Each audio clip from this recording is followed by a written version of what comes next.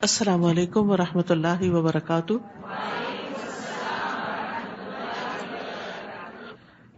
نحمده ونصلی علی رسولہ الکریم، اما بعد فاعوذ باللہ من الشیطان الرجیم، بسم اللہ الرحمن الرحیم، رب اشرح لی صدری ویسر لی امری واحلل عقدۃ من لسانی یفقہوا قولی۔ قرآن مجید پڑھنے والوں کی مثال۔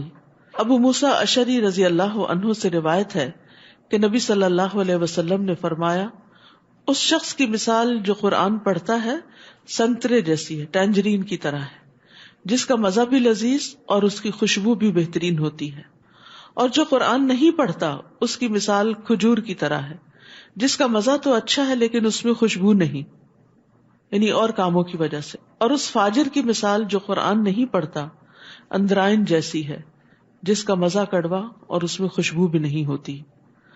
تو یاد رکھیے، بہترین انسان وہ ہے جو قرآن پڑھے اور پڑھائے اور قرآن کے ساتھ اپنی زندگی گزارے، کیونکہ جو قرآن پڑھتا ہے اس کے اخلاق کی بھی خوشبو ہوتی ہے اور اس کے اپنے عمل بھی اچھے ہوتے ہیں، وہ اپنے اندر بھی ایک اچھا انسان ہوتا ہے اور دوسروں کے ساتھ بھی اس کا معاملہ اچھا ہوتا ہے۔ لیکن جو قرآن نہیں پڑھتا تو وہ نیک اعمال کرنے کی وجہ سے میٹھا تو ہوتا ہے لیکن یہ ہے کہ اس کی خوشبو نہیں ہوتی، یعنی بعض اوقات اس کے جو دوسروں کے ساتھ ریلیشن شپ ہے یا اس کی خیر جو دوسروں تک جانے والی ہوتی ہے یا زیادہ خیر پھیلنے والی ہوتی ہے تو وہ نہیں پھیلتی، اس کے اندر ہی اندر رہتی ہے، کیونکہ جب انسان قرآن پڑھتا ہے اور پھر اس کے بعد اس کو دوسروں کے ساتھ شیئر کرتا ہے تو وہ خوشبو پھیلتی چلی جاتی ہے۔ اور وہ فاجر یعنی گناہگار انسان یا منافق انسان جو قرآن نہیں پڑھتا، اس کی مثال اندرائن ایک پودا ہے اس جیسی ہے جس کا مزہ کڑوا اور اس میں خوشبو بھی نہیں، یعنی اپنے اندر بھی اس کے جلن کوڑن ہے اور دوسروں کو بھی اس سے کوئی فائدہ نہیں پہنچتا، کیونکہ نہ اس کو کسی خیر کی سمجھ ہے نہ وہ خیر بانٹتا ہے۔ یعنی آپ دوسروں کو خیر اسی وقت بانٹ سکتے ہیں جب آپ خیر سمیٹنے والے ہوں، جو خیر سمیٹتا نہیں وہ خیر بانٹ نہیں سکتا۔ آپ کی جیب میں کچھ نہ ہو تو آپ صدقہ کہاں سے کر سکتے ہیں؟ تو وہ آپ کو پہلے حاصل کرنا پڑتا ہے پھر آپ کو دینا پڑتا ہے۔ تو اللہ تعالیٰ سے دعا ہے کہ اللہ تعالیٰ ہمیں بہترین عمل کرنے والا بنائے۔ 14واں پارہ۔ اعوذ باللہ من الشیطان الرجیم، بسم اللہ الرحمن الرحیم، الف لام را، تلک آیات الکتاب وقرآن مبین، ربما يود الذين كفروا لو كانوا مسلمين، ذرهم يأكلوا ويتمتعوا ويلههم الأمل، فسوف يعلمون۔ شروع کرتی ہوں اللہ کے نام سے جو بے انتہا مہربان نہایت رحم فرمانے والا ہے۔ ربما یود الذین کفروا لو کانوا مسلمین، ایک وقت آئے گا جب یہ کافر آرزو کریں گے کہ کاش وہ مسلمان ہوتے۔ ذرہم یأکلوا ویتمتعوا ویلہہم الامل فسوف یعلمون، آپ انہیں ان کے حال پہ چھوڑ دیجئے کہ کچھ کھا لیں، مزے اڑا لیں اور لمبی چوڑی امیدیں انہیں غافل کیے رکھیں، پھر جلد ہی انہیں سب کچھ معلوم ہو جائے گا۔ وہ کون سا وقت ہوگا جب یہ آرزو کریں گے؟ وہ موت کا وقت ہوگا جب انہیں حقیقت نظر آئے گی، اور موت کے بعد ہر مرحلے پر انہیں دنیا میں اپنے کیے ہوئے کفر پر پچھتاوا ہوگا کہ کاش ہم کفر کی روش اختیار نہ کرتے، کاش ہم اللہ پر ایمان لے آتے، کاش ہم اللہ تعالیٰ کی اطاعت کرتے تو آج یہ سزا نہ پاتے۔ اس وقت جب خاص طور پر وہ مسلمانوں کو اچھے انجام تک پہنچتے دیکھیں گے تو ان کا پچھتاوا اور بڑھ جائے گا۔ جیسا کہ آپ جانتے ہیں کہ مسلمانوں میں سے بھی کچھ لوگ اپنے برے اعمال کی سزا بھگتنے کے لیے، جنہوں نے توبہ نہیں کی اور ایسے ہی مر گئے، یا یہ کہ اتنے بڑے بڑے گناہ تھے کہ اس کے لیے انہوں نے کفارہ ہی ادا نہیں کیا، تو وہ جہنم میں پہنچے گے، اور جب وہ اپنی سزا پوری کر چکیں گے اور نبی صلی اللہ علیہ وسلم کی شفاعت کے ساتھ وہاں سے نکالے جائیں گے، تو اس وقت یہ دیکھ کر تڑپیں گے اور تمنا کریں گے کہ کاش ہم بھی مسلمان ہوتے تو آج ہم بھی یہاں سے نکال لیے جاتے. لیکن دنیا میں جب انسان غفلت میں پڑا ہوا ہوتا ہے تو اس وقت اس کو آخرت بھولی ہوئی ہوتی ہے اور وہ وہاں کی تیاری نہیں کرتا. تو یہاں اسی لیے کہا گیا کہ آپ انہیں ان کے حال پہ چھوڑ دیجیے. یعنی پہلی آیت میں ایک طرح سے ان کو وارن کیا گیا کہ ایک وقت آئے گا کہ تم ایسا کرو گے تو ابھی سے تم سنبھل جاؤ. اور اس کے لیے یہ بھی وارننگ کا یہ ایک طریقہ ہے, ڈانٹ کا ایک طریقہ ہے, ایک تنبیہ ہے, ایک دھمکی ہے. اور یہاں ابتدا میں بھی ذرہم یأکلوا ویتمتعوا اور آخر میں بھی فسوف یعلمون, انہیں جلدی پتہ چل جائے گا, یہ پچھتائیں گے. تو بعض علماء کہتے ہیں کہ ذرہم ایک دھمکی ہے اور فسوف یعلمون دوسری دھمکی ہے. تو دو دھمکیوں میں انسان کیسے خوشگوار زندگی بسر کر سکتا ہے. اور پھر یہاں پر زندگی کا مقصد اگر صرف کھانا پینا مزے اڑانا ہی رہ جائے اور لمبی لمبی امیدیں باندھ کر صرف دنیا ہی کے لیے انسان گول سیٹنگ کرتا رہے اور اسی کو ایک کے بعد ایک حاصل کرتا رہے تو یہ چیز انسان کی آخرت کے لیے بڑی نقصان دہ ہوتی ہے. مومن اپنی آخرت کو بھلا کر اپنی دنیا کو حاصل نہیں کرتا بلکہ ان دونوں چیزوں کو ساتھ لے کے چلتا ہے. اور یہ بھی یاد رکھیے کہ اس آیت میں اس بات کی طرف بھی اشارہ ہے کہ لذتیں حاصل کرنا, نعمتوں میں زندگی گزارنا, آخرت کی تیاری نہ کرنا, یہ نجات طلب کرنے والوں کے اخلاق میں سے نہیں. اور پھر لمبی آرزویں کیا ہوتی ہیں کہ جس میں انسان بہت دیر پا لانگ ٹرم پلاننگ کر رہا ہوتا ہے دنیا حاصل کرنے کی اور دنیا کی مرغوب چیزوں کو پانے کی. تو دنیا کی ہرس اور دنیا کی طرف انسان کا جھکاؤ جو ہے وہ اس کی آخرت کو نقصان دے دیتا ہے. رسول اللہ صلی اللہ علیہ وسلم نے فرمایا بوڑھے انسان کا دل دو چیزوں کے بارے میں ہمیشہ جوان رہتا ہے, دنیا کی محبت اور لمبی امیدیں. حسن بصری کہتے ہیں کہ جب بندہ اپنی آرزوؤں کو لمبا کر لیتا ہے تو اس کے عمل خراب ہو جاتے ہیں اور انسان یہ سوچتا ہے اچھا ابھی میں اچھا بن جاؤں گا, ابھی یہ کام ہو جائے, یہاں تک پہنچ جاؤں, اتنا ٹارگٹ اچیو کر لوں. تو یاد رکھیے کہ ہمیں اپنے آج سے ہی فائدہ اٹھانا ہے. ماضی تو ہمارے ہاتھ سے نکل چکا, گزر چکا, مستقبل جو ہے اس کا ہمیں پتہ نہیں. تو ہمارے پاس جو آج ہے, ناؤ دس ٹائم, اس میں ہمیں اپنے اس ٹائم کی فکر کرنی چاہیے اور اپنی آخرت کے لیے تیار کر لینا چاہیے. اب مثلاً اگر کسی کے اوپر رمضان آیا تو وہ کہے میں اگلے رمضان میں اچھا بن جاؤں گا, جب میں بوڑھا ہوں گا تو پھر میں ریٹائر ہونے کے بعد میں روزے بھی رکھوں گا اور تراویح پڑھوں گا. تو کس کو معلوم کہ آپ اس عمر کو پہنچتے بھی ہیں یا نہیں, اور اگر پہنچتے بھی ہیں تو آپ کی صحت کتنی رہتی ہے اور آپ کی ہمت کتنی رہتی ہے نیکی کے کام کرنے کی. اس لیے جو وقت آج ملا ہے, جو ہمت صحت طاقت آج ہے, اس سے بھرپور فائدہ اٹھا لینا چاہیے. ہم نے جس بستی کو بھی ہلاک کیا تو اس کے لیے ایک مقررہ مدت لکھی ہوئی تھی. کوئی قوم اس مقررہ مدت سے پہلے ہلاک نہیں ہو سکتی اور نہ ہی اس مدت کے بعد بچی رہ سکتی ہے. کافر یہ کہتے ہیں کہ اے وہ شخص جس پر یہ قرآن نازل ہوا ہے تو دیوانہ ہے, اگر تو سچا ہے تو پھر ہمارے پاس فرشتے کیوں نہیں لے آتا.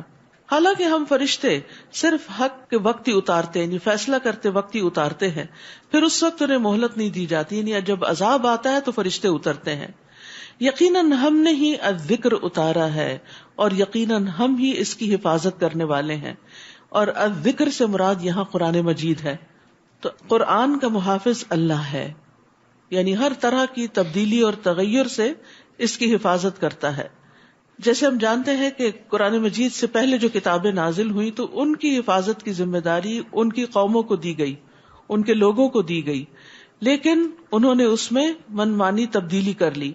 لیکن اس کتاب کی ذمہ داری اللہ سبحانہ وتعالیٰ نے لی, اور یہی وجہ ہے کہ ہم دیکھتے ہیں کہ آج اتنے 100 سال گزرنے کے بعد بھی قرآن مجید میں کوئی تبدیلی نہیں آئی. ایک واقعہ بیان کیا جاتا ہے کہ ایک یہودی جو تھا وہ مسلمان ہونے کے لیے آیا. وہ ایک بہت اچھا رائٹر تھا, کتابیں لکھا کرتا تھا. تو اس سے پوچھا کہ کس چیز نے تمہیں اسلام قبول کرنے پر ابھارا ہے. اس نے کہا کہ میں نے اپنے ہاتھ سے تورات لکھی اور اس میں کچھ تبدیلی کی اور میں ربیوں کے پاس لے گیا, انہوں نے خوشی خوشی اسے لے لیا. اس کے بعد انجیل لکھی اور اس کو بھی اسی طرح اس میں کچھ رد و بدل کیا اور میں پریسٹ کے پاس لے گیا, انہوں نے اس کو بھی قبول کر لیا. اس کے بعد میں نے قرآن پہ یہ تجربہ کیا اور اس میں کچھ تبدیلی کی, لیکن جب میں اس کو مسلمانوں کے علماء کے پاس لے گیا تو انہوں نے اس کو قبول نہیں کیا, حالانکہ میں نے بہت چھوٹا سا فرق ڈالا تھا. تو اس سے یہ پتہ چلتا ہے کہ اللہ سبحانہ تعالیٰ نے جو حفاظت کا ذمہ لیا ہے اس میں اللہ بندوں کے ذریعے حفاظت کروا رہے ہیں. کس طرح کہ اس امت میں ایسے علماء ہیں جو قرآن کے لفظ لفظ کو نہ صرف یہ کہ ایک طرح بلکہ 7 طریقوں سے پڑھنا جانتے ہیں اور ان کی تبدیلیوں سے واقف ہیں، جس کو سبع قراءت کہا جاتا ہے یا 10 قراءت کہا جاتا ہے. اسی طرح اللہ سبحانہ وتعالیٰ نے اس کتاب کو صرف کاغذوں میں محفوظ نہیں کیا بلکہ سینوں میں محفوظ کیا ہے.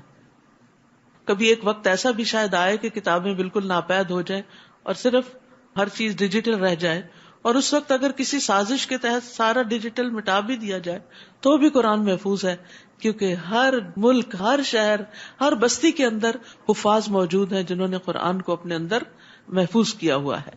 تو یہ اس کتاب کے معجزہ ہونے کی دلیل ہے. اسی وجہ سے یہ کتاب ہدایت ہے اور رہتی دنیا تک کے لوگوں کے لیے کتاب ہدایت ہے.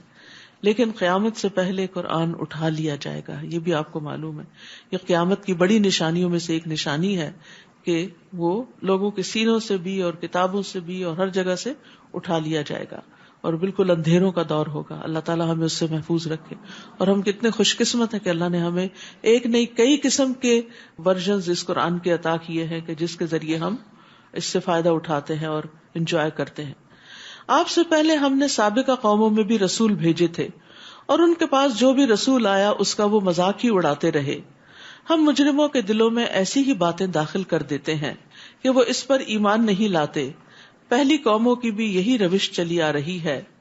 اور اگر ہم ان پر آسمان کا کوئی دروازہ بھی کھول دیتے جس میں وہ چڑھنے لگ جاتے تو بھی وہ یہی کہتے کہ ہماری نظر بندی کر دی گئی ہے، بلکہ ہم لوگوں پر جادو کر دیا گیا ہے. جادو بھی ایک طرح سے کہتے ہیں نظر بندی ہوتی ہے، وہ چیز تو نہیں بدلتی لیکن نگاہوں میں کچھ تبدیلی آ جاتی، دیکھنے کا انداز بدل جاتا ہے. بلا شبہ ہم نے آسمان میں برج بنائے اور دیکھنے والوں کے لیے انہیں سجا دیا. مراد ہے وہ ستارے جو ظاہر ہوتے. عربی زبان میں برج یا بروج کا لفظ ہوتا ہے نا، وہ ظاہر ہونے کے لیے، نمایاں ہونے کے لیے. اسی لیے قرآن مجید میں آتا ولا تبرجن تبرج الجاہلیت الاولی، کہ مسلمان عورتیں پرانی جاہلیت کی طرح اپنی زینت کو نمایاں نہ کریں، ظاہر نہ کریں. تو یہ بروج وہ ہیں کہ جو روشن ستارے ہیں جو ہمیں نظر آتے ہیں. تو ہم نے یہ دیکھنے والوں کے لیے انہیں سجا دیا ہے اور ہر شیطان مردود سے اسے محفوظ کر دیا. ہاں اگر شیطان چوری چھپے سننا چاہے تو ایک چمکتا ہوا شعلہ اس کے پیچھے لگ جاتا ہے.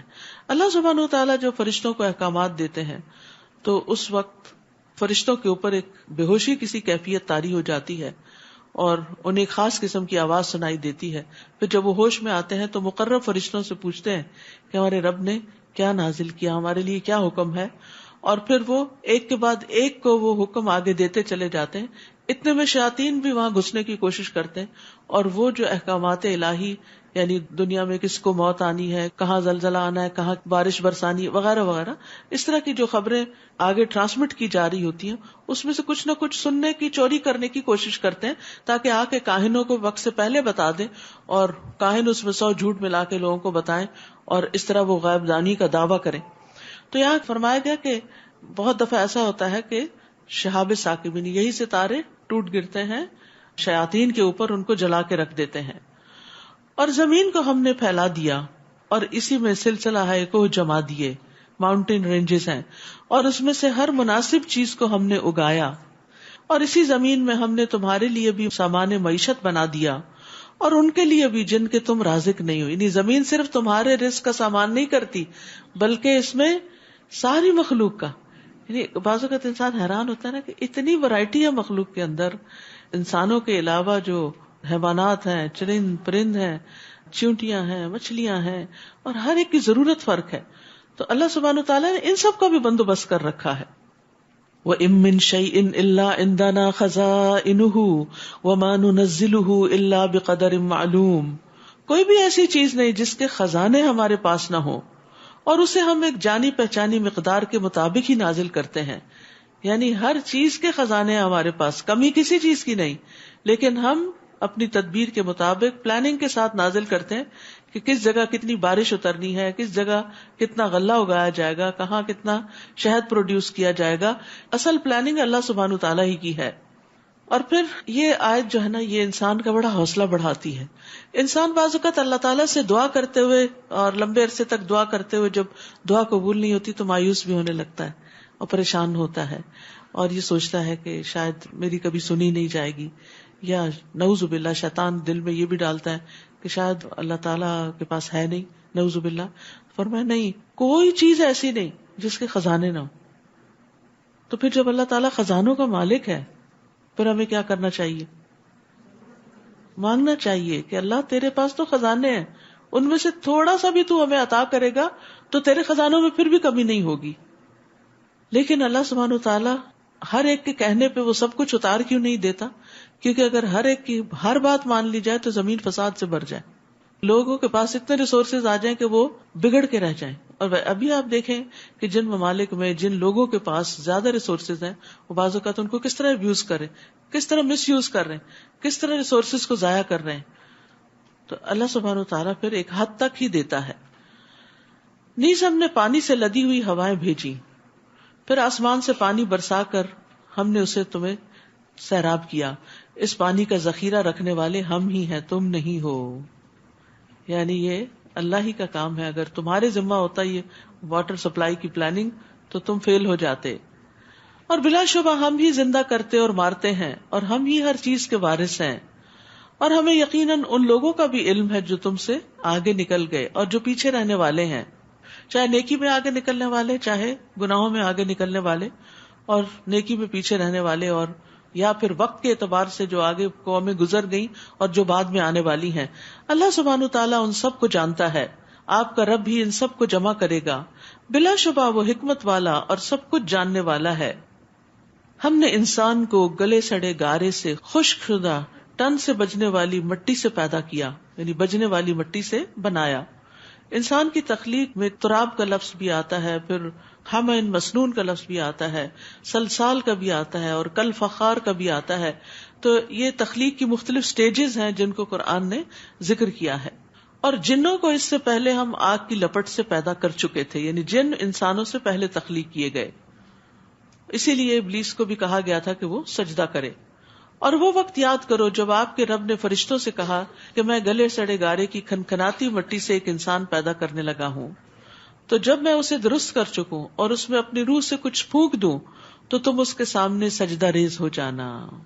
تو انسان اگرچہ گارے والی مٹی سے پیدا کیا گیا ہے، لیکن پاکیزہ روح پھونکنے کی وجہ سے انسان کو باقی ساری مخلوقات پہ شرف حاصل ہو گیا.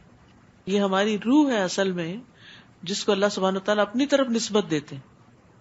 وَنَفَخْتُ فِيهِ مِن رُوحِي، اس کا یہ مطلب نہیں کہ اللہ کی روح میں سے کچھ روح انسان میں ڈال دی گئی، یہ تشریفی اضافت ہوتی ہے. اللہ تعالیٰ کسی چیز کو عزت بخشنے کے لیے اپنی طرف منسوب کر لیتے ہیں. جیسے بیت اللہ، تو اللہ تعالیٰ اس کے اندر رہتے تھوڑی ہیں، تو اس کو عزت بخشنے کے لیے اس کو بیت اللہ کہا گیا. ناقۃ اللہ، اللہ کی اونٹنی.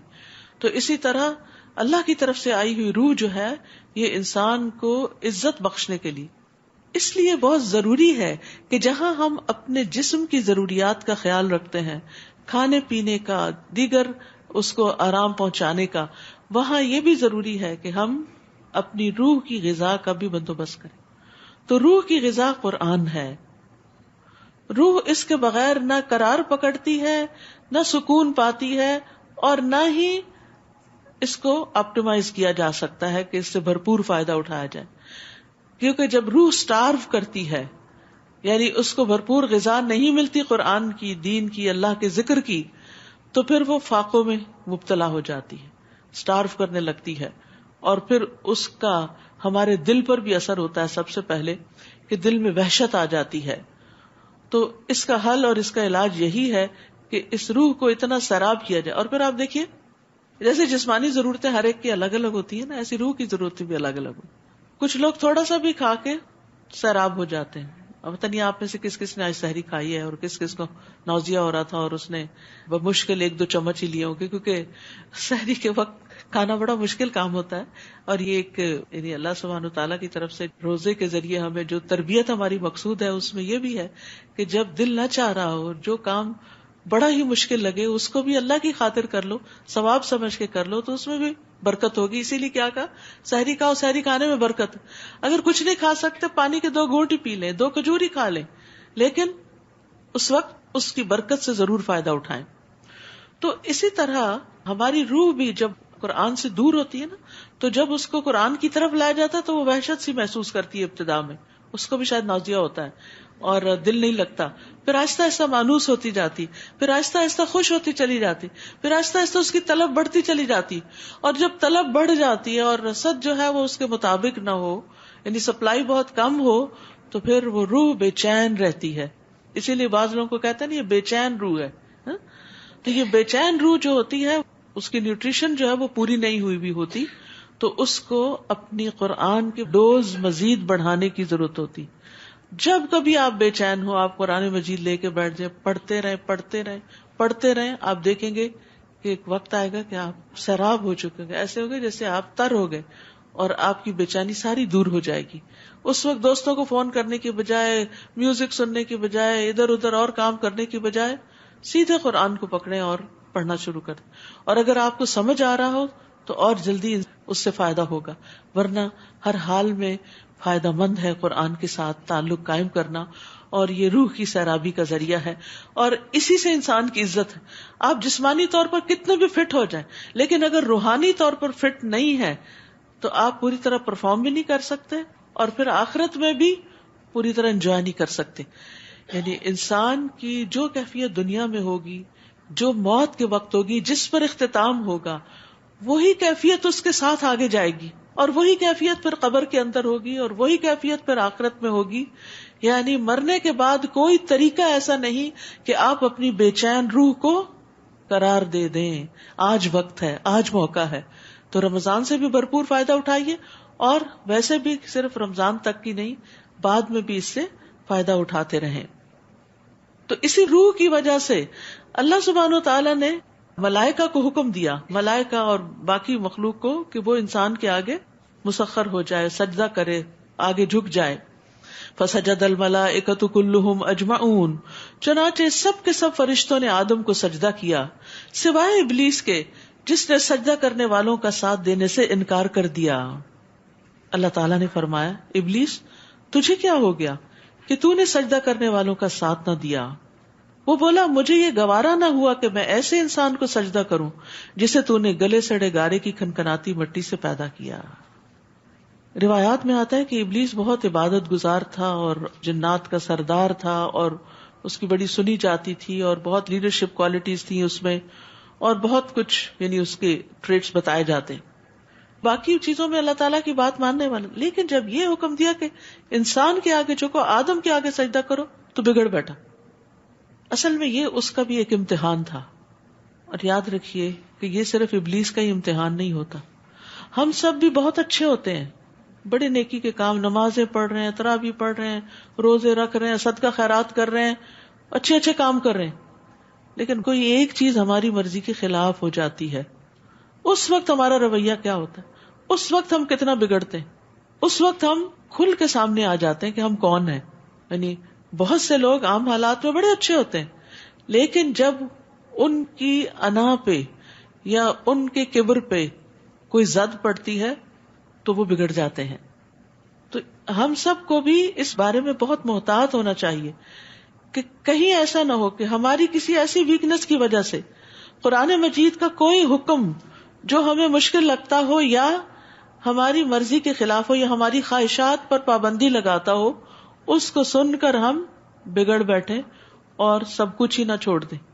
تو ہر انسان کا امتحان ہوتا ہے. یہ ابلیس کا امتحان اس لیے لیا گیا تھا تاکہ اس کا اصل اندر باہر آ جائے, کیونکہ جس کے دل میں رائی برابر بھی تکبر ہو وہ جنت میں نہیں جا سکتا. یہ حدیث تو سب نے سن رکھی ہے نا.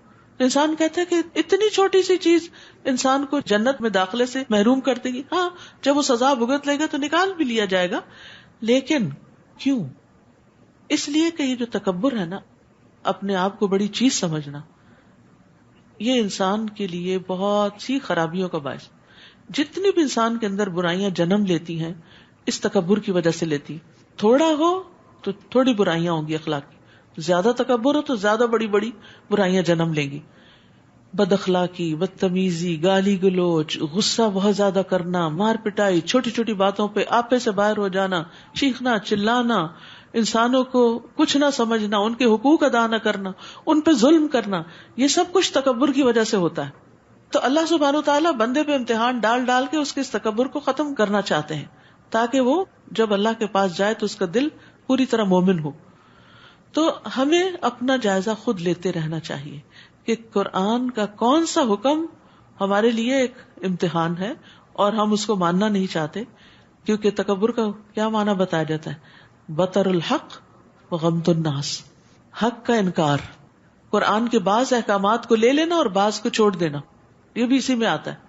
اور غمت الناس, جب لوگوں کے ساتھ ڈیلنگ ہو تو پھر ان کو حقیر سمجھ کے ان پہ ظلم زیادتی کرنا, ان کو ان کا ڈیو رائٹ نہ دینا, ان کا حق نہ دینا, تو یہ چیز انسان کے اپنے حق میں بہت نقصان دہ.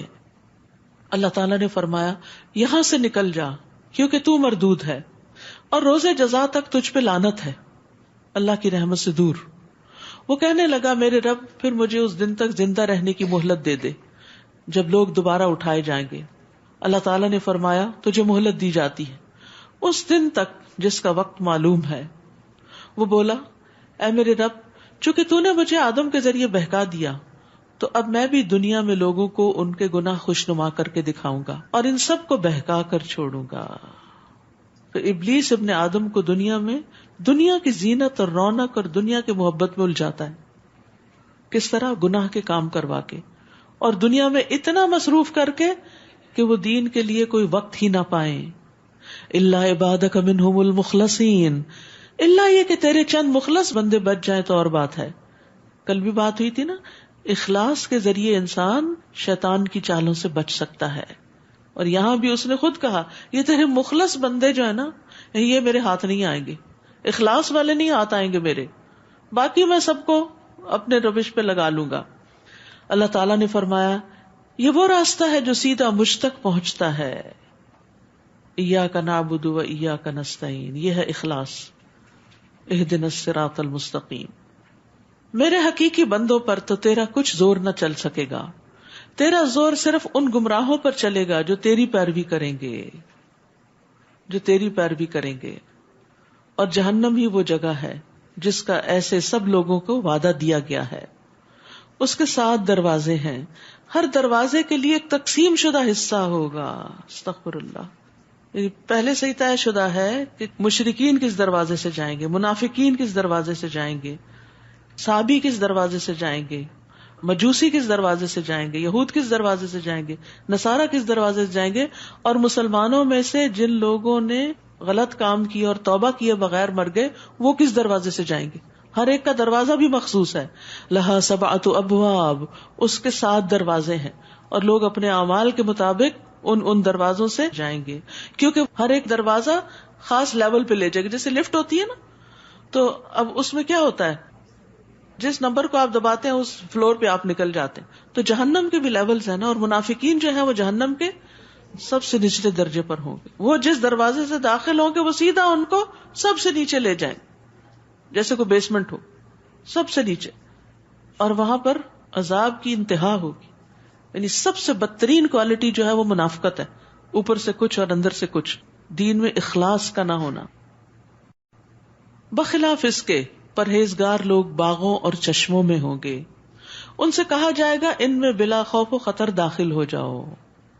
وَنَزَعْنَا مَا فِي صُدُورِهِم مِّن غِلٍّ إِخْوَانًا عَلَى سُرُرٍ مُتَقَابِلِينَ. ان کے دلوں میں اگر کچھ کدورت ہوئی بھی تو ہم اسے نکال دیں گے. کوئی بھی شخص دل میں حسد یا بغض بدگمانی لے کے جنت میں نہیں جائے گا, بلکہ وہ جنت میں جانے سے پہلے نکال دیے جائیں گے. یہ سارے برے اخلاق جو ہیں انسان سے دھو دیے جائیں گے. وہ بھائی بھائی بن کر آمنے سامنے تختوں پر بیٹھیں گے. رسول اللہ صلی اللہ علیہ وسلم نے فرمایا مومن آگ سے چھٹکارا پائیں گے, پل صراط سے جب گزریں گے تو جہنم پار کر جائیں گے, تو ان کو جنت اور جہنم کے بیچ میں, جنت ابھی آگے ہے جہنم پیچھے رہ گیا ہے, اب درمیان میں ایک پل آ گیا ہے, قنطرہ جس کو کہتے ہیں, قنطرہ پر روک لیا جائے گا.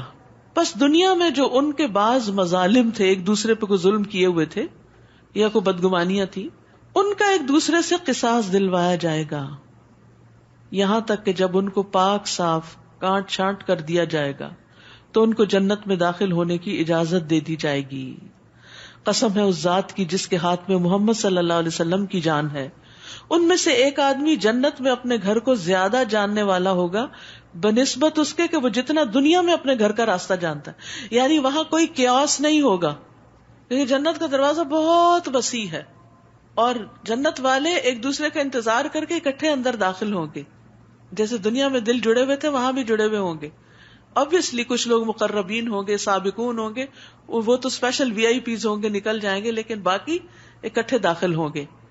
تو ان کے دلوں میں آپس میں کوئی رنجشیں نہیں ہوں گی, صاف ستھرے لوگ ہوں گے, ظاہراً بھی صاف ستھرے, باطناً بھی صاف ستھرے. تو عام طور پر ہم جنت اور جہنم کا تذکرہ تو کرتے ہیں, اس پل کا تذکرہ بھول جاتے ہیں. یہ پل جو ہے اس پر آپس کے مظالم اور قصاص, مثلا دنیا میں آپ نے بہت زیادہ نیکیاں کی لیکن ساتھ کچھ لوگوں کے حق بھی مارے ہوئے, آپ بھی جنت میں جا رہے ہیں وہ بھی جا رہے ہیں. اب یہ کیسے ہو سکتا ہے کہ ان کا حق مار کے آپ جنت میں زیادہ اونچے درجے پہ چلے جائیں؟ اب یہاں آپ کو کیا ہوگا, ان کی طرف اپنی نیکیاں دینی ہوگی. اس لیے دنیا میں ہی انسان کو اپنا آپ صاف کروا لینا چاہیے, معافی مانگ لینی چاہیے, کسی پہ ظلم نہیں کرنا چاہیے, تاکہ جب جنت میں داخل ہوں تو اپنے جو بھی نیک اعمال ہیں سب کے ساتھ ہی داخل ہوں, وہ عین آخری مرحلے پہ کوئی اور نہ لے لے, نہ انہیں وہاں کوئی مشقت اٹھانا پڑے گی اور نہ وہ وہاں سے نکالے جائیں گے.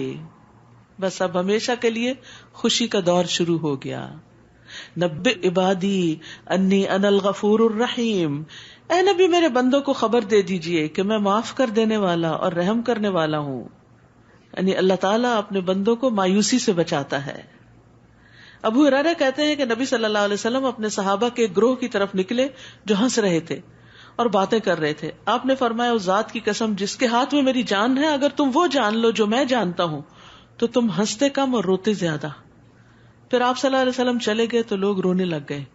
تو اللہ سبحانہ وتعالیٰ نے نبی صلی اللہ علیہ وسلم کی طرف وحی کی کہ اے محمد, آپ نے میرے بندوں کو مایوس کیوں کیا ہے؟ تو نبی صلی اللہ علیہ وسلم واپس تشریف لائے اور کہا, خوش ہو جاؤ, سیدھے رہو اور قریب ہو جاؤ, ابشروا وسددوا وقاربوا وان عذابی هو العذاب العلیم, اور یہ بھی کہ میرا عذاب ہی دردناک عذاب ہے. وَنَبِّئْهُمْ عَنْ ضَيْفِ إِبْرَاهِيمَ, نیز آپ انہیں ابراہیم کے مہمانوں کا حال بتائیے, وہ فرشتوں کا ذکر جو پہلے آپ پڑھ چکے ہیں.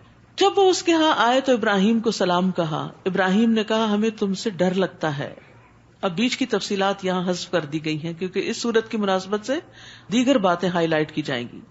وہ کہنے لگے, ڈرو نہیں, ہم تمہیں ایک صاحب علم لڑکے کی بشارت دیتے ہیں. ابراہیم نے کہا, کیا مجھے اس حال میں اولاد کی خوشخبری دیتے ہو جبکہ میں بوڑھا ہو چکا ہوں؟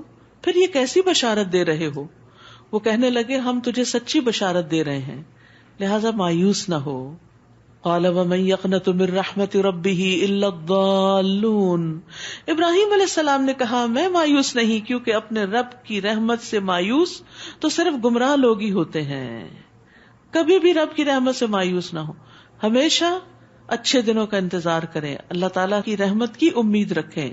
یعنی اللہ کی رحمت سے مایوس ہونا ایک کبیرہ گناہ ہے, اور اسی طرح اللہ کی چال یا تدبیر سے بے خوف ہو جانا بھی کبیرہ گناہ ہے.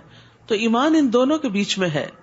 قال فما خطبکم ایھا المرسلون, پھر ان سے پوچھا, اے اللہ کے بھیجے ہوئے فرشتوں, تمہارا کیا معاملہ ہے؟ یعنی ان کو پہچان گئے کہ یہ فرشتے ہیں. وہ کہنے لگے, ہم ایک مجرم قوم کی طرف بھیجے گئے ہیں, یعنی قوم لوط کی طرف. سوائے لوط کے خاندان کے ان سب کو ہم بچا لیں گے. البتہ لوط کی بیوی کے لیے بحکم الہی ہم نے یہ مقدر کیا ہے کہ وہ پیچھے رہنے والوں میں شامل ہوگی. پھر جب یہ فرشتے لوط کے گھر آئے تو لوط نے انہیں کہا, تم تو کچھ اجنبی لوگ معلوم ہوتے ہو. وہ کہنے لگے, بلکہ ہم تو تمہارے پاس وہ عذاب لائے ہیں جس کے بارے میں یہ لوگ شک کر رہے تھے. ہم آپ کے پاس یقینی بات لائے ہیں اور ہم خود بھی سچے ہیں, لہٰذا تم کچھ رات رہے اپنے گھر والوں کو لے کر نکل جاؤ, اور تم ان سب کے پیچھے رہو, اور تم میں سے کوئی مڑ کر نہ دیکھے, اور وہاں جاؤ جہاں تمہیں حکم دیا گیا ہے. تو یاد رکھیے کہ یہاں ایک خاص انسٹرکشن دی گئی تھی کہ پیچھے مڑ کے نہیں دیکھنا, ادھر ادھر نہیں دیکھنا, کیونکہ ادھر ادھر دیکھنے والا ثابت قدم نہیں رہ سکتا.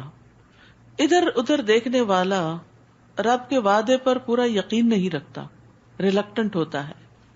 اور پھر جس قوم پہ عذاب آ رہا ہو, انسان مڑ کے جب عذاب آئے, کوئی شور سنائی دے, ادھر دیکھے تو ہو سکتا ہے کہ اس کے دل میں ان ظالموں کے لیے رحم آ جائے. اور پھر یہ بھی ہے کہ انسان جب ہجرت کرتا ہے, کیونکہ یہ ہجرت بھی ہوتی, تو اپنے پیچھے اپنا بہت کچھ مال و متاع چھوڑ کے آتا ہے.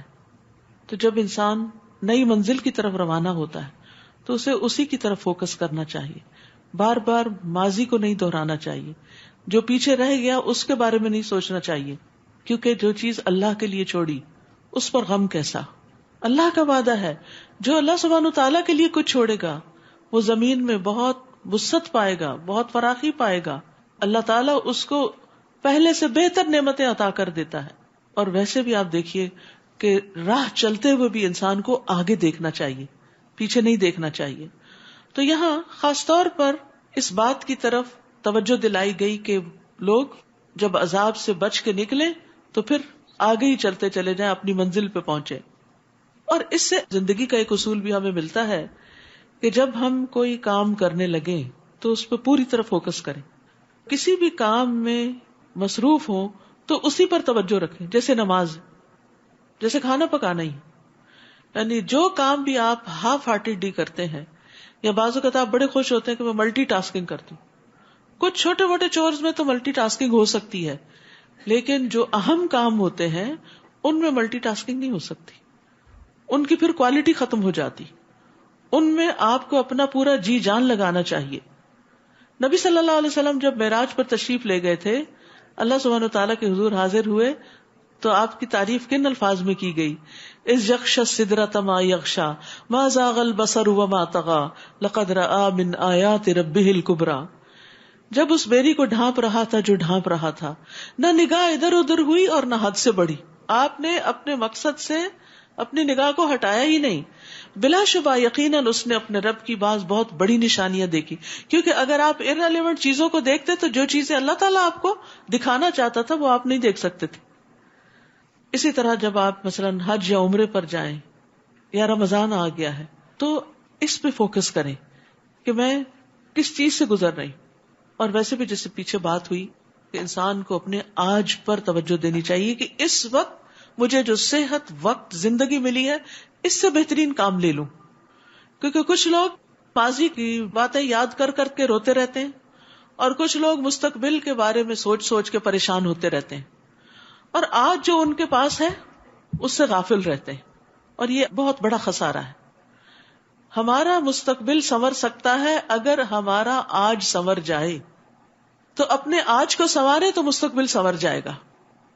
اور ہم نے لوط کو اس بات کا فیصلہ سنا دیا کہ صبح ہوتے ہی ان لوگوں کی جڑ کٹ جائے گی. اتنے میں شہر والے خوشی خوشی لوط کے ہاں آ پہنچے. لوط علیہ السلام نے ان سے کہا, یہ تو میرے مہمان ہیں, لہٰذا مجھے ذلیل نہ کرو, اللہ سے ڈرو اور مجھے رسوا نہ کرو. وہ کہنے لگے, ہم نے تجھے اس بات سے منع نہیں کیا تھا کہ تم دنیا جہان کی حمایت نہ کیا کرو. لوط علیہ السلام نے کہا, اگر تمہیں کچھ کرنا ہے تو یہ میری بیٹیاں موجود ہیں, یعنی قوم کی عورتیں. اے نبی, آپ کی عمر کی قسم, اس وقت وہ اپنی مستی میں دیوانے ہو رہے تھے, یعنی ان کی شہوت ان کے سروں پہ سوار تھی. آخر سورج نکلنے کے وقت انہیں زبردست دھماکے نے آ لیا. پھر ہم نے اس بستی کے اوپر کے حصے کو نیچے کر دیا اور ان پر کھنگر کی قسم کے پتھر برسائے. ان فی ذلک لآیات للمتوسمین, بلا شبہ اس واقعے میں بھی صاحب فراست لوگوں کے لیے کئی نشانیاں ہیں. اور وہ بستی بالکل شار عام پر واقع ہے. بلا شبہ اس میں ایمان لانے والوں کے لیے نشانی ہے. اور ایکا والے بھی یقیناً ظالم تھے, چنانچہ ہم نے ان سے بھی انتقام لیا. اور یہ دونوں بستیاں کھلی شاہراہ پر واقع ہیں, یعنی عربوں کی تجارتی شاہراہ پر. اور وادی ہجر کے لوگوں نے بھی رسولوں کو جھٹلایا تھا.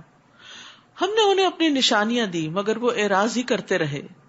وہ لوگ پہاڑوں کو تراش کر امن سے ان میں رہتے تھے. چنانچہ صبح کے وقت انہیں زبردست دھماکے نے آ لیا, اور جو وہ پتھر کے مکان وغیرہ بناتے تھے ان کے کسی کام نہ آ سکے. اور ہم نے آسمانوں اور زمین اور ان کے درمیان جو کچھ ہے کسی مقصد سے ہی پیدا کیا ہے, مصلحت سے ہی پیدا کیا ہے. وما خلقنا السماوات والارض وما بینہما الا بالحق, یعنی یہ سب کچھ کھیل تماشے کے طور پر نہیں ہے, ان چیزوں کا ایک مقصد ہے, انسان کو بنانے کا ایک مقصد ہے. اور قیامت یقیناً آنے والی ہے. لہذا اے نبی, ان کافروں کی بےہودگیوں پر شریفانہ درگزر سے کام لیجئے. بلا شبہ آپ کا رب ہی سب کا پیدا کرنے والا ہے اور سب کچھ جاننے والا ہے. نیز ہم نے آپ کو 7 ایسی آیات دی ہیں جو بار بار دہرائی جاتی ہیں, اور قرآن عظیم بھی دیا ہے. اشارہ ہے سورۃ الفاتحہ کی طرف. سورۃ الفاتحہ جو ہے اس کی بہت فضیلت ہے اور بار بار کیسے دہرائی جاتی ہے؟ ہر نماز کی ہر رکعت میں پڑھی جاتی ہے، کیونکہ حدیث میں آتا ہے لا صلاۃ لمن لم یقرأ بفاتحۃ الکتاب، اس کی نماز ہی نہیں جس نے نماز میں سورۃ الفاتحہ کی قرات نہیں کی. تو آپ کو نعمت یاد دلائی جا رہی ہے. سورۃ الحجر میں نعمت قرآن کا ذکر بار بار آیا ہے کہ اللہ نے اس کی حفاظت کی ہے اور اللہ تعالیٰ نے آپ کو یہ نعمت عطا کی ہے، اور اس نعمت کو پا کر آپ کیا نہ کریں. لا تمدن عینیک الی ما متعنا به ازواجا منہم ولا تحزن علیہم واخفض جناحک للمؤمنین. لہذا ہم نے مختلف قسم کے لوگوں کو جو دنیا کی زندگی کا سامان دے رکھا ہے، آپ اس کی طرف نظر اٹھا کے بھی نہ دیکھیں، اس سے قطعاً متاثر نہ ہوں اور نہ ہی ان کے لیے غمزدہ ہوں، اور ایمان لانے والوں سے تواضع سے پیش آئیں. تو یاد رکھیے دنیاوی چیزوں سے بہتر ہے اس قرآن کا ملنا. ہوا خیر مما یجمعون. اور نبی صلی اللہ علیہ وسلم کو یہاں پر خاص تلقین کی جا رہی ہے کہ آپ ان لوگوں پہ حیران نہ ہو جنہیں بہت دنیا مل گئی ہے اور وہ اس دنیا کے ملنے کی وجہ سے کفر اور نفاق پر اڑے ہوئے ہیں. کیونکہ تمام پیغمبروں کے ساتھ یہی ہوا ہے کہ قوم کے جو زیادہ امیر لوگ تھے یا جن کو دنیاوی نعمتیں زیادہ ملی تھی، ان میں سے بہت کم ان پر ایمان لائے. وہ یہ سمجھتے تھے کہ اللہ ہم سے راضی ہے، آج بھی دیا، آخرت میں بھی مل جائے گا اگر کوئی آخرت ہوئی. تو اس لیے پیغمبر کی باتوں کی وجہ سے اپنی دنیا کو قربان کرنے کی ضرورت نہیں. دنیا میں جو کچھ ہے آخرت کے مقابلے میں اس کی کوئی حیثیت نہیں. برا رضی اللہ عنہ کہتے ہیں کہ نبی صلی اللہ علیہ وسلم کو ریشم کا ایک کپڑا ہدیے میں پیش کیا گیا تو ہم اسے چھونے لگے، ٹچ کر کر کے دیکھ رہے تھے اس کی نرمی اور ملائمت پر، حیرت زدہ ہو گئے. تو آپ نے فرمایا تمہیں اس پہ حیرت ہے؟ ہم نے عرض کیا جی ہاں. آپ نے فرمایا جنت میں سعد بن معاذ کے رومال اس سے بھی بہتر ہے. یعنی وہ جب صحابہ کے اندر ذرا دنیا کی محبت آنے لگی تو آپ نے فوراً ان کو آخرت کی طرف متوجہ کر دیا. تو حقیقت یہ ہے کہ انسان جو کچھ بھی کرے، چاہے دنیا کا بھی کام کر رہا ہو، تو اپنی آخرت کو ضرور یاد رکھے تاکہ اس میں کوئی غلط کام نہ ہو. مثلا کوئی کام ہے، جاب ہے، کاروبار ہے، اور جو اس سے حاصل ہو اس سے صرف دنیا کا مال نہ خریدے بلکہ اس سے صدقہ بھی کرے اور اپنی آخرت بھی بنائے. ابو ہریرہ رضی اللہ عنہ سے روایت ہے کہ وہ پودا لگا رہے تھے، گارڈننگ کر رہے تھے. رسول اللہ صلی اللہ علیہ وسلم ان کے پاس سے گزرے. فرمایا اے ابو ہریرہ کیا لگا رہے ہو؟ میں نے کہا اپنے لیے پودے لگا رہا ہوں، آج کل اسپرنگ ہے نا تو ہر کوئی پھول لگا رہا ہے. آپ نے فرمایا کیا میں تمہیں اس سے بہتر پودے نہ بتاؤں؟ ابو ہریرہ نے عرض کیا جی ہاں اللہ کے رسول. آپ نے فرمایا کہو سبحان اللہ والحمد للہ ولا الہ الا اللہ واللہ اکبر. ان میں سے ہر کلمے کے عوض جنت میں تمہارے لیے ایک ایک درخت لگایا جائے گا. اب اس کا کیا مطلب ہے؟ ہم پھول نہ لگائیں، پودے نہ لگائیں، کوئی کسان کام نہ کرے، صرف مسجد میں بیٹھ کے تسبیح کیا کرے؟ یہ مطلب نہیں. اس کا مطلب یہ ہے کہ پودے لگاتے ہوئے بھی اپنی آخرت کو یاد رکھو. پودے ہاتھ سے لگانے ہیں، زبان خالی ہے، زبان سے سبحان اللہ والحمد للہ ولا الہ الا اللہ واللہ اکبر پڑھتے رہو. اور ایک اور انسٹرکشن یہاں جو دی گئی وہ کیا ہے؟ واخفض جناحک للمؤمنین. مومنوں کے لیے اپنے پہلو جو ہے نرم کر لیجئے، یعنی اپنے فالوورز کو، اپنی ٹیم کو، اپنے ساتھیوں کو اپنے قریب کر لیجئے. کبھی آپ نے دیکھا ہوگا مرغی جو اپنے چند چکس کو لے کے چل رہی ہوتی، بڑا ہی پیارا منظر ہوتا ہے جس میں وہ ان کو سکھا رہی ہوتی کہ دانا ان کا کیسے چگنا ہے. تو اتنے میں کوئی جہاز گزرتا ہے یا کوئی چیل اس کو دکھائی دیتی ہے تو وہ اپنے پر کیسے کرتی، پھیلا لیتی ہے اور سارے بچوں کو نیچے لے آتی، یعنی ان کو ایک احساس تحفظ دیتی. لیڈر کی یہ کوالٹی ہونی چاہیے کہ وہ اپنی ٹیم کو کانفیڈینس دے، احساس تحفظ دے، ان کو اعتماد دے کہ کچھ فرق نہیں پڑتا، فکر نہ کرو، سب ٹھیک ہو جائے گا. اور پھر قریب کرنے کا معنی بھی ہے. ابن عباس کہتے ہیں کہ نبی صلی اللہ علیہ وسلم سے لوگوں کو دھکیلا نہیں جاتا تھا، نہ مارا جاتا تھا. جو قریب آنا چاہتا تھا آنے دیا جاتا تھا.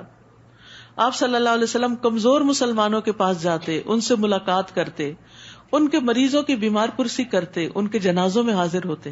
یعنی انسان کو اگر کوئی بڑا مرتبہ دنیا میں مل جائے تو غریبوں کو بھولے نہیں، ایسی جگہوں پہ جائے جہاں انسان کا دل نرم ہو.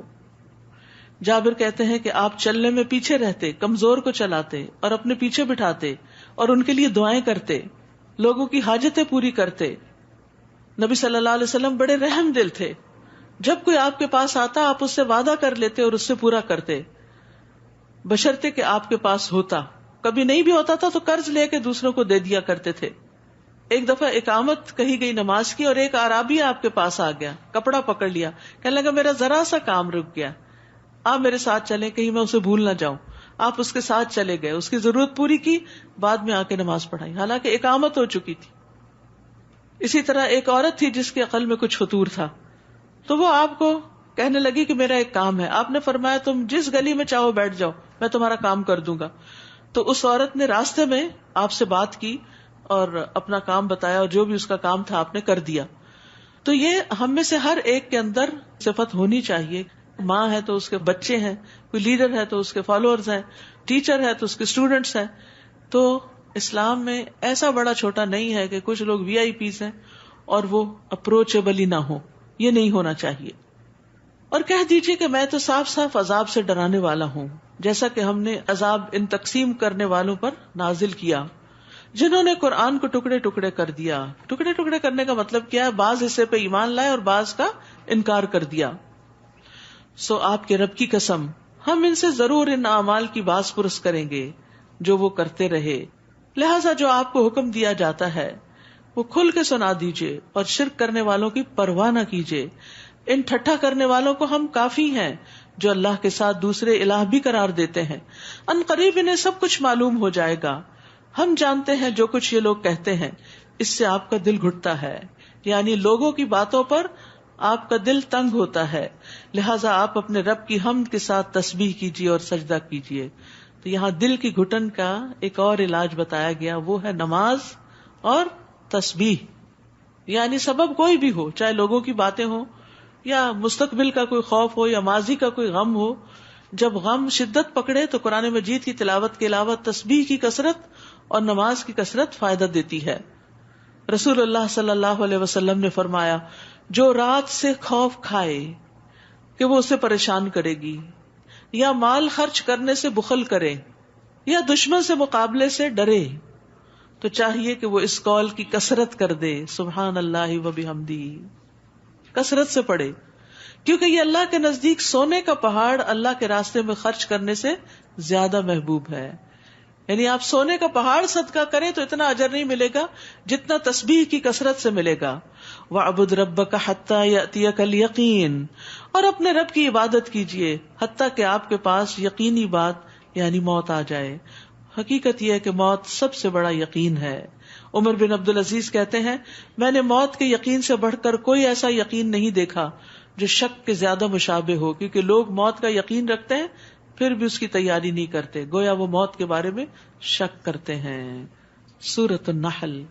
بسم اللہ الرحمن الرحیم. أتى أمر الله فلا تستعجلوه سبحانه وتعالى عما يشركون.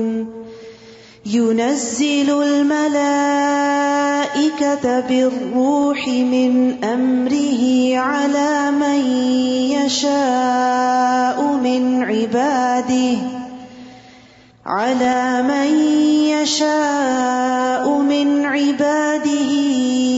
أن أنذروا أنه لا إله إلا أنا فاتقون. سورۃ النحل کو سورۃ النعم بھی کہا جاتا ہے، نعمتوں کا ذکر ہے. سورۃ الحجر میں نعمت قرآن کا ذکر ہے جو سب سے بڑی نعمت ہے نعمتوں میں، اور سورۃ النحل میں کونی نعمتوں کا ذکر ہے جو کائنات میں بکھری ہوئی ہیں، انسان کے فائدے کے لیے اللہ نے پیدا کی ہیں. اور اس سورت میں اللہ تعالیٰ نعمتوں کے اصول اور قواعد بھی بیان کرتے ہیں. اتی امر اللہ فلا تستعجلوہ سبحانہ وتعالی عما یشرکون. اللہ کا حکم آ پہنچا لہٰذا اس کے لیے جلدی نہ مچاؤ، وہ پاک ہے اور اس سے بلند تر ہے جو یہ لوگ شرک کرتے ہیں. وہ اپنے بندوں میں سے جس پر چاہتا ہے اپنے حکم سے وہی دے کر فرشتے نازل کرتا ہے، بالروح، روح کے ساتھ. قرآن مجید کو بھی روح کہا گیا ہے کیونکہ روح کے لیے روح ہی غذا ہے. اور ان بندوں کو حکم دیتا ہے کہ متنبہ کر دو کہ میرے سوا کوئی الہ نہیں، لہذا مجھی سے ڈرو. اس نے آسمانوں اور زمین کو حق کے ساتھ پیدا کیا ہے، اور جو کچھ یہ لوگ شرک کر رہے ہیں اللہ اس سے بلند و برتر ہے. اس نے انسان کو نطفے سے پیدا کیا، مگر دیکھتے ہی دیکھتے اسی کے بارے میں کلم کلا جھگڑالو بن گیا. یعنی ابن آدم جو ہے وہ ہر چیز کے بارے میں بحث کرتا ہے، حتیٰ کہ اللہ کے وجود کے بارے میں، آخرت کے بارے میں، دین کے احکامات کے بارے میں. پیدا اللہ نے کیا، چاہیے تھا کہ اللہ کے آگے سر جھکا دے، ہر چیز کو مان جائے بغیر کسی بحث مباحثے کے. لیکن اللہ نے عقل کیا دی یا کچھ سوچنے سمجھنے کی صلاحیت کیا دی کہ خود اللہ کے وجود کو چیلنج کرنے لگتا ہے. وَالْأَنْعَامَ خَلَقَهَا لَكُمْ فِيهَا دِفْءٌ وَمَنَافِعُ وَمِنْهَا تَأْكُلُونَ.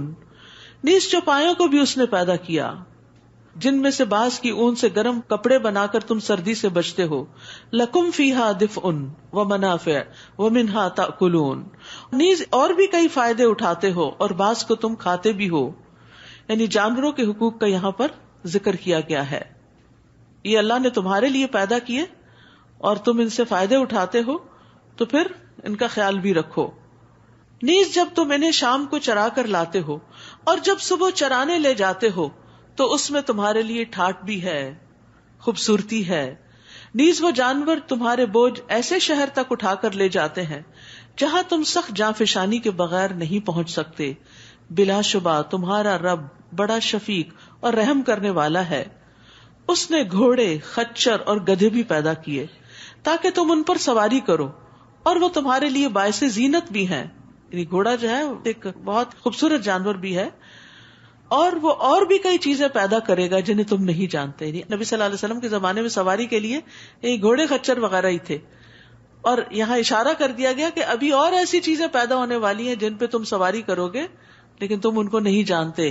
وَيَخْلُقُ مَا لَا تَعْلَمُونَ. اور ایک اور معنی اس کا یہ ہے کہ اللہ نے جو چیزیں تخلیق کی ہیں کچھ تو ان میں سے تم دیکھتے ہو اور کچھ ایسے بھی ہیں جن کو تم جانتے ہی نہیں. مثلا براق، تو براق کے بارے میں ہمیں نبی صلی اللہ علیہ وسلم نے خبر دی، ورنہ ہمیں کیا پتا براق کیا ہوتا ہے.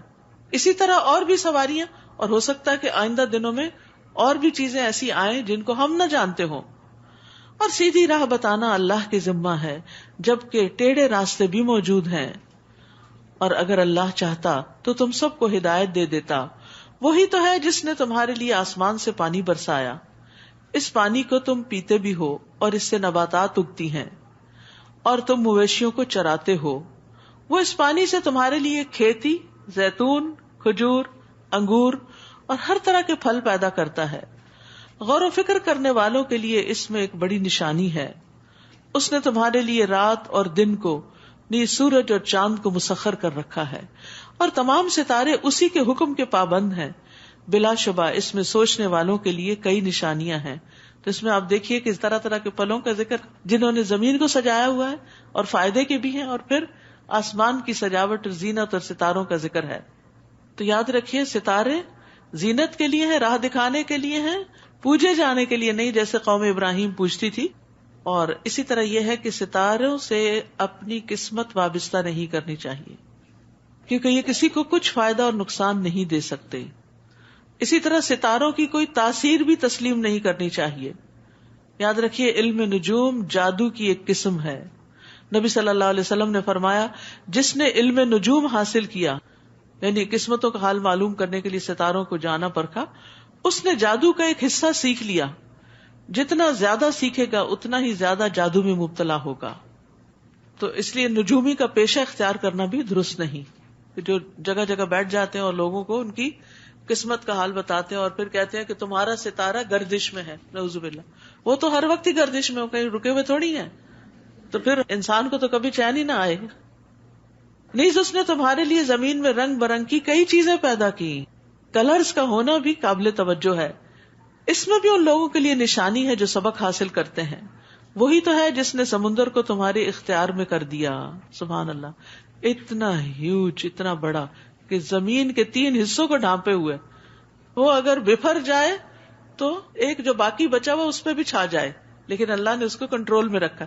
اور اس چیز کا مشاہدہ آپ اس وقت کرتے ہیں جب آپ سی سائڈ پہ جاتے ہیں اور جب دیکھتے ہیں کہ لہریں اٹھتی ہیں اور پھر ساحل پہ آ کے سرنڈر کر دیتی ہیں, جھک جاتی, واپس چلی جاتی, اس سے آگے نہیں آتی. حالانکہ بعض اوقات بہت اونچی اونچی لہریں اٹھتی کہ وہ شہر کو بھی اپنی لپیٹ میں لے لیں, لیکن اللہ کے حکم سے وہ پیچھے ہی رہتی ہیں کہ انسانوں کے لیے سامان زیست کا انتظام رہے. وہی تو ہے جس نے سمندر کو تمہارے اختیار میں کر دیا تاکہ اس میں سے تم تر و تازہ گوشت کھاؤ, ورنہ فشنگ کیسے ہو سکتی اگر اس کی لہریں آؤٹ آف کنٹرول ہوتی. اور اس سے وہ زیور نکالو جو تم پہنتے ہو. تو زیور پہننا منع نہیں ہے, ہاں حلال سے آیا ہو اور ایک حد کے اندر پہنا جائے. اور تم دیکھتے ہو کہ کشتی سمندر کا پانی چیرتی ہوئی چلتی ہے. کبھی آپ کسی لانچ پہ بیٹھے ہیں جب سمندر کے بیچ میں جاتے ہیں تو کس طرح پیچھے باقاعدہ پانی 2 حصوں میں سپلٹ ہوتا ہوا نظر آتا ہے. اور اس لیے بھی کہ تم اللہ کا فضل تلاش کرو اور اس کا شکر ادا کرو. یعنی سمندر تمہارے لیے بنایا, مچھلیاں تمہارے لیے پیدا کی, زیورات سب نکالو, محنت کرو, کماؤ, حاصل کرو, لیکن جائز طریقے سے, اور پھر خرچ بھی جائز طریقے سے کرو, اور ان میں کھو کے نہ رہ جاؤ. یہ ہے اصل مسئلہ. اور پھر یہ کہ کشتیوں کے چلنا بھی اللہ کی قدرت کی ایک علامت ہے کہ کس طرح ایک سوئی سمندر میں ڈوب جاتی ہے اور پہاڑ جتنے جو شپس ہوتے ہیں وہ پانی کی سطح پر آرام سے تیرتے ہوئے چلے جا رہے ہوتے ہیں. نیز اس نے زمین کو ہچکولوں سے بچانے کے لیے اس میں مضبوط پہاڑ رکھ دیے تاکہ تمہیں لے کر ہچکولے نہ کھائے, ورنہ تو ہر وقت ہی زلزلہ آیا ہوا ہوتا, کچھ کام نہ کر پاتے. اور نہریں بھی بنائی اور راستے بھی تاکہ تم آتے جاتے وقت راہ پا سکو. یعنی کچھ انسان نے روڈز بنائی ہیں, لیکن کچھ جو ہے وہ بالکل قدرتی راستے ہیں. پہلے زمانے میں روڈز بنائی نہیں جاتی تھی, لوگ انہی قدرتی راستوں پر چل کر ایک جگہ سے دوسری جگہ جاتے تھے. اس نے زمین میں راستہ بتانے والی علامتیں رکھ دی اور تاروں سے بھی لوگ ہدایت پاتے ہیں, لیکن کچھ لوگ بھٹک بھی جاتے ہیں. وہ تاروں کو اپنی قسمت کا حال معلوم کرنے کا ذریعہ بنا لیتے ہیں, جبکہ اللہ نے ان کو کچھ اور مقاصد کے لیے پیدا کیا ہے. اب ذرا سوچو, کیا وہ اللہ جو یہ سب چیزیں پیدا کرتا ہے اس جیسا ہو سکتا ہے جو کچھ بھی پیدا نہیں کر سکتا؟ خالق اور غیر خالق برابر نہیں ہو سکتے. پھر بھی تمہیں سمجھ نہیں آتی. جو لوگ اللہ کو نہیں مانتے وہ سوچیں کہ یہ سب کچھ کس نے بنایا, خود سے تو نہیں بن سکتا. اور جب کوئی چیز بنتی ہے تو وہ کسی مٹیریل سے بنتی ہے, تو وہ مٹیریل کہاں سے آیا؟ مثلاً اگر آپ یہ کہیں کہ آسمان خود ہی بن گیا, چلو مان لیتے ہیں, کس چیز سے بنا؟ جس چیز سے بنا وہ کہاں سے آئی؟ اس کو کس نے بنایا؟ اسی طرح زمین پہ جو چیزیں ہیں ان کو کس نے بنایا؟ ہم تو کہتے ہیں اللہ نے بنایا, اللہ نے یہ سب کچھ پیدا کیا, کن کہہ کے پیدا کیا, یا سٹیجز میں پیدا کیا, بتدریج پیدا کیا. لیکن یہ کہنا کہ یہ خود سے خود ہی سب کچھ وجود میں آ گیا, تو سب خود سے خود وجود میں نہیں آ سکتا. اسلام اس چیز کا جواب دیتا ہے کہ اللہ خالق کل شیء وہو علی کل شیء وکیل. اللہ ہی ہر چیز کا خالق ہے اور وہ ہر چیز پر نگران بھی ہے. وَإِن تَعُدُّوا نِعْمَةَ اللَّهِ لَا تُحْصُوهَا إِنَّ اللَّهَ لَغَفُورٌ رَحِيمٌ. اور اگر تم اللہ کی نعمتیں گننا چاہو تو کبھی ان کا حساب نہ رکھ سکو گے. بلا شبہ اللہ معاف کرنے والا, رحم کرنے والا ہے. تو اللہ سبحانہ وتعالی اس صورت میں بہت سی نشانیوں کا ذکر کریں گے کائنات کی, تاکہ لوگ اللہ کو پہچانیں اور اس کی وحدانیت کا اقرار کریں. واللہ یعلم ما تسرون وما تعلنون. اور جو کچھ تم چھپاتے ہو یا ظاہر کرتے ہو اللہ سب کچھ جانتا ہے. اور اللہ کے سوا جنہیں یہ لوگ پکارتے ہیں وہ کوئی چیز کیا خاک پیدا کریں گے؟ وہ تو خود پیدا کیے گئے, یعنی وہ کچھ بھی پیدا نہیں کر سکتے, وہ تو پیدا کیے گئے ہیں. جو پیدا کیا جاتا ہے وہ آگے کیا کر سکتا ہے؟ امواتن, وہ مردے ہیں, زندہ نہیں ہیں, انہیں یہ بھی نہیں پتا کہ کب دوبارہ اٹھائے جائیں گے. تمہارا الہ بس ایک ہی الہ ہے. پھر جو لوگ آخرت پر ایمان نہیں لاتے, انکار ان کے دلوں میں رچ بس گیا ہے اور وہ اکڑ بیٹھے ہیں, تکبر کرتے ہیں. جو کچھ یہ لوگ چھپاتے ہیں یا جو ظاہر کرتے ہیں اللہ یقیناً سب کچھ جانتا ہے, اور وہ تکبر کرنے والوں کو قطعاً پسند نہیں کرتا, کیونکہ تکبر انسان کو حق سے روک دیتا ہے. اور جب ان سے پوچھا جائے کہ تمہارے رب نے کیا نازل کیا تو کہتے ہیں بس پہلے لوگوں کی داستانیں ہی ہیں. یعنی اللہ کا انکار کرنے والے یا اللہ کے ساتھ شریک ٹھہرانے والے اللہ کی قدر نہیں کرتے، اس کا حق ادا نہیں کرتے، اور نہ وہ اس کلام کی قدر پہچانتے ہیں. قرآن کی قدر و قیمت وہی پہچانتا ہے جو قرآن کے بھیجنے والے پر ایمان رکھتا ہے. تو یہ ایمان ہی کی لذت اور چاشنی ہوتی ہے جو انسان پھر اللہ ہی کے حکم سے دیگر چیزوں پر ایمان لا کر محسوس کرتا ہے. اور یہ اس لیے کہتے ہیں کہ قیامت کے دن اپنے بوجھ تو پورے کے پورے اٹھائیں، اور کچھ ان لوگوں کے بھی جنہیں وہ بغیر علم کے گمراہ کرتے رہے، دیکھو کیسا برا بوجھ ہے جو وہ اٹھائیں گے.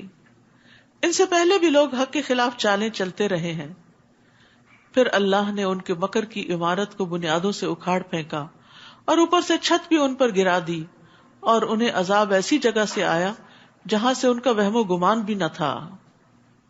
ثم یوم القیامت یخزیہم، پھر قیامت کے دن اللہ انہیں رسوا کرے گا، یعنی دنیا میں بھی کیا اور آخرت میں بھی کرے گا، اور پوچھے گا وہ میرے شریک کہاں ہیں جن کے بارے میں تم اہل حق سے جھگڑا کیا کرتے تھے. اور جن لوگوں کو دنیا میں علم دیا گیا وہ کہیں گے آج کافروں کے لیے رسوائی اور بدبختی ہے. الذین تتوفاہم الملائکۃ ظالمی انفسہم، وہ کافر جو اپنے آپ پر ظلم کر رہے ہوتے ہیں، جب فرشتے ان کی روح قبض کرنے آتے ہیں تو ہتھیار ڈال دیتے ہیں اور کہتے ہیں ہم کوئی برے کام تو نہیں کرتے تھے. فرشتے کہیں گے کیوں نہیں کر رہے تھے، جو کچھ تم کر رہے تھے اللہ یقیناً اسے خوب جانتا ہے.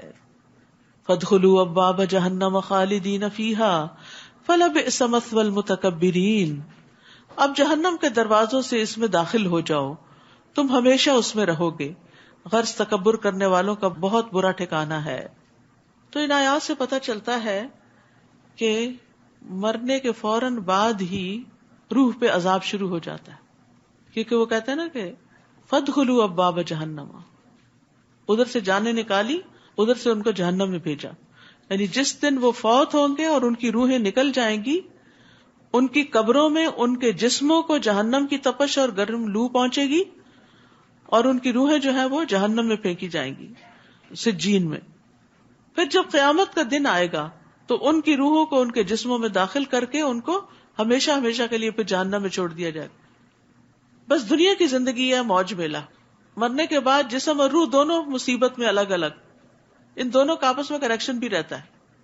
جیسے سورج اور ہمارا کنیکشن، سورج کروڑوں میل دور ہے لیکن اس کی شعاعیں ہم پر پڑتی ہیں اور ہم محسوس کرتے ہیں گرمی، سردی، جلن. اسی طرح جسم اور روح کتنے بھی دور ہوں ان کا آپس میں اسی طرح کا کنیکشن ہوتا ہے. جو عذاب روح پہ ہو رہا ہوتا ہے وہ جسم محسوس کرتا ہے. تو اس لیے مرتے ہی عذاب کی خبر دے دی گئی کہ عذاب میں داخل ہو جاؤ. رسول اللہ صلی اللہ علیہ وسلم نے فرمایا اگر وہ گناہگار آدمی ہو یعنی مرنے والا تو فرشتے کہتے ہیں اے خبیث روح نکل جو خبیث جسم میں رہی، قابل مذمت ہو کر اس میں سے نکل، ذلیل ہو کے نکل، کھولتے ہوئے پانی اور کانٹے دار کھانے کی خوشخبری قبول کر لو، یعنی اب تمہارے لیے یہ انجام ہے، اور اس کے علاوہ دیگر انواع و اقسام کے عذاب کی بھی خوشخبری قبول کر لو. اس کے سامنے یہ جملے بار بار دہرائے جاتے ہیں یہاں تک کہ اس کی روح نکل جاتی.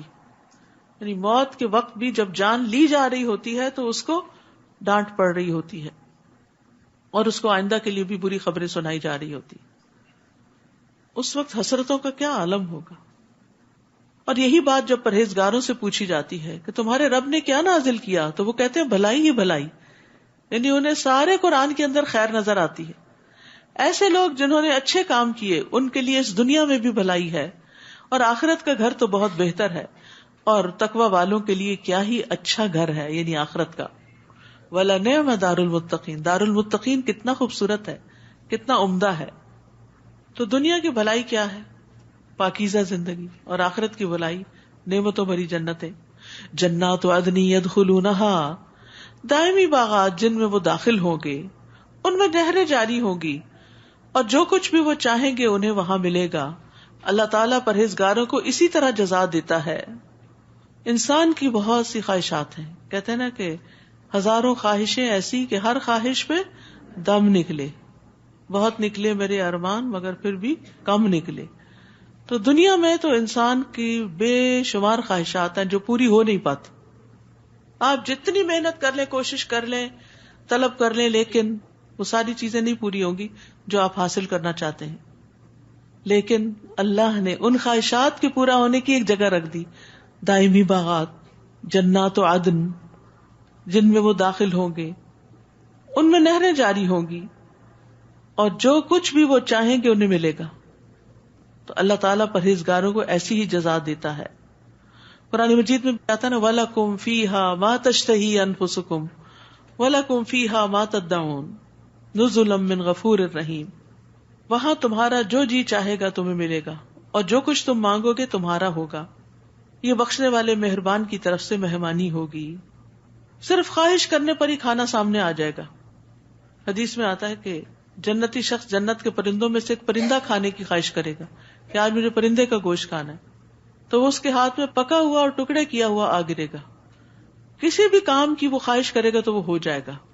نبی صلی اللہ علیہ وسلم فرمایا کہ اہل جنت میں سے ایک شخص اپنے رب سے کاشتکاری کی اجازت چاہے گا کہ مجھے فارمنگ کرنی ہے.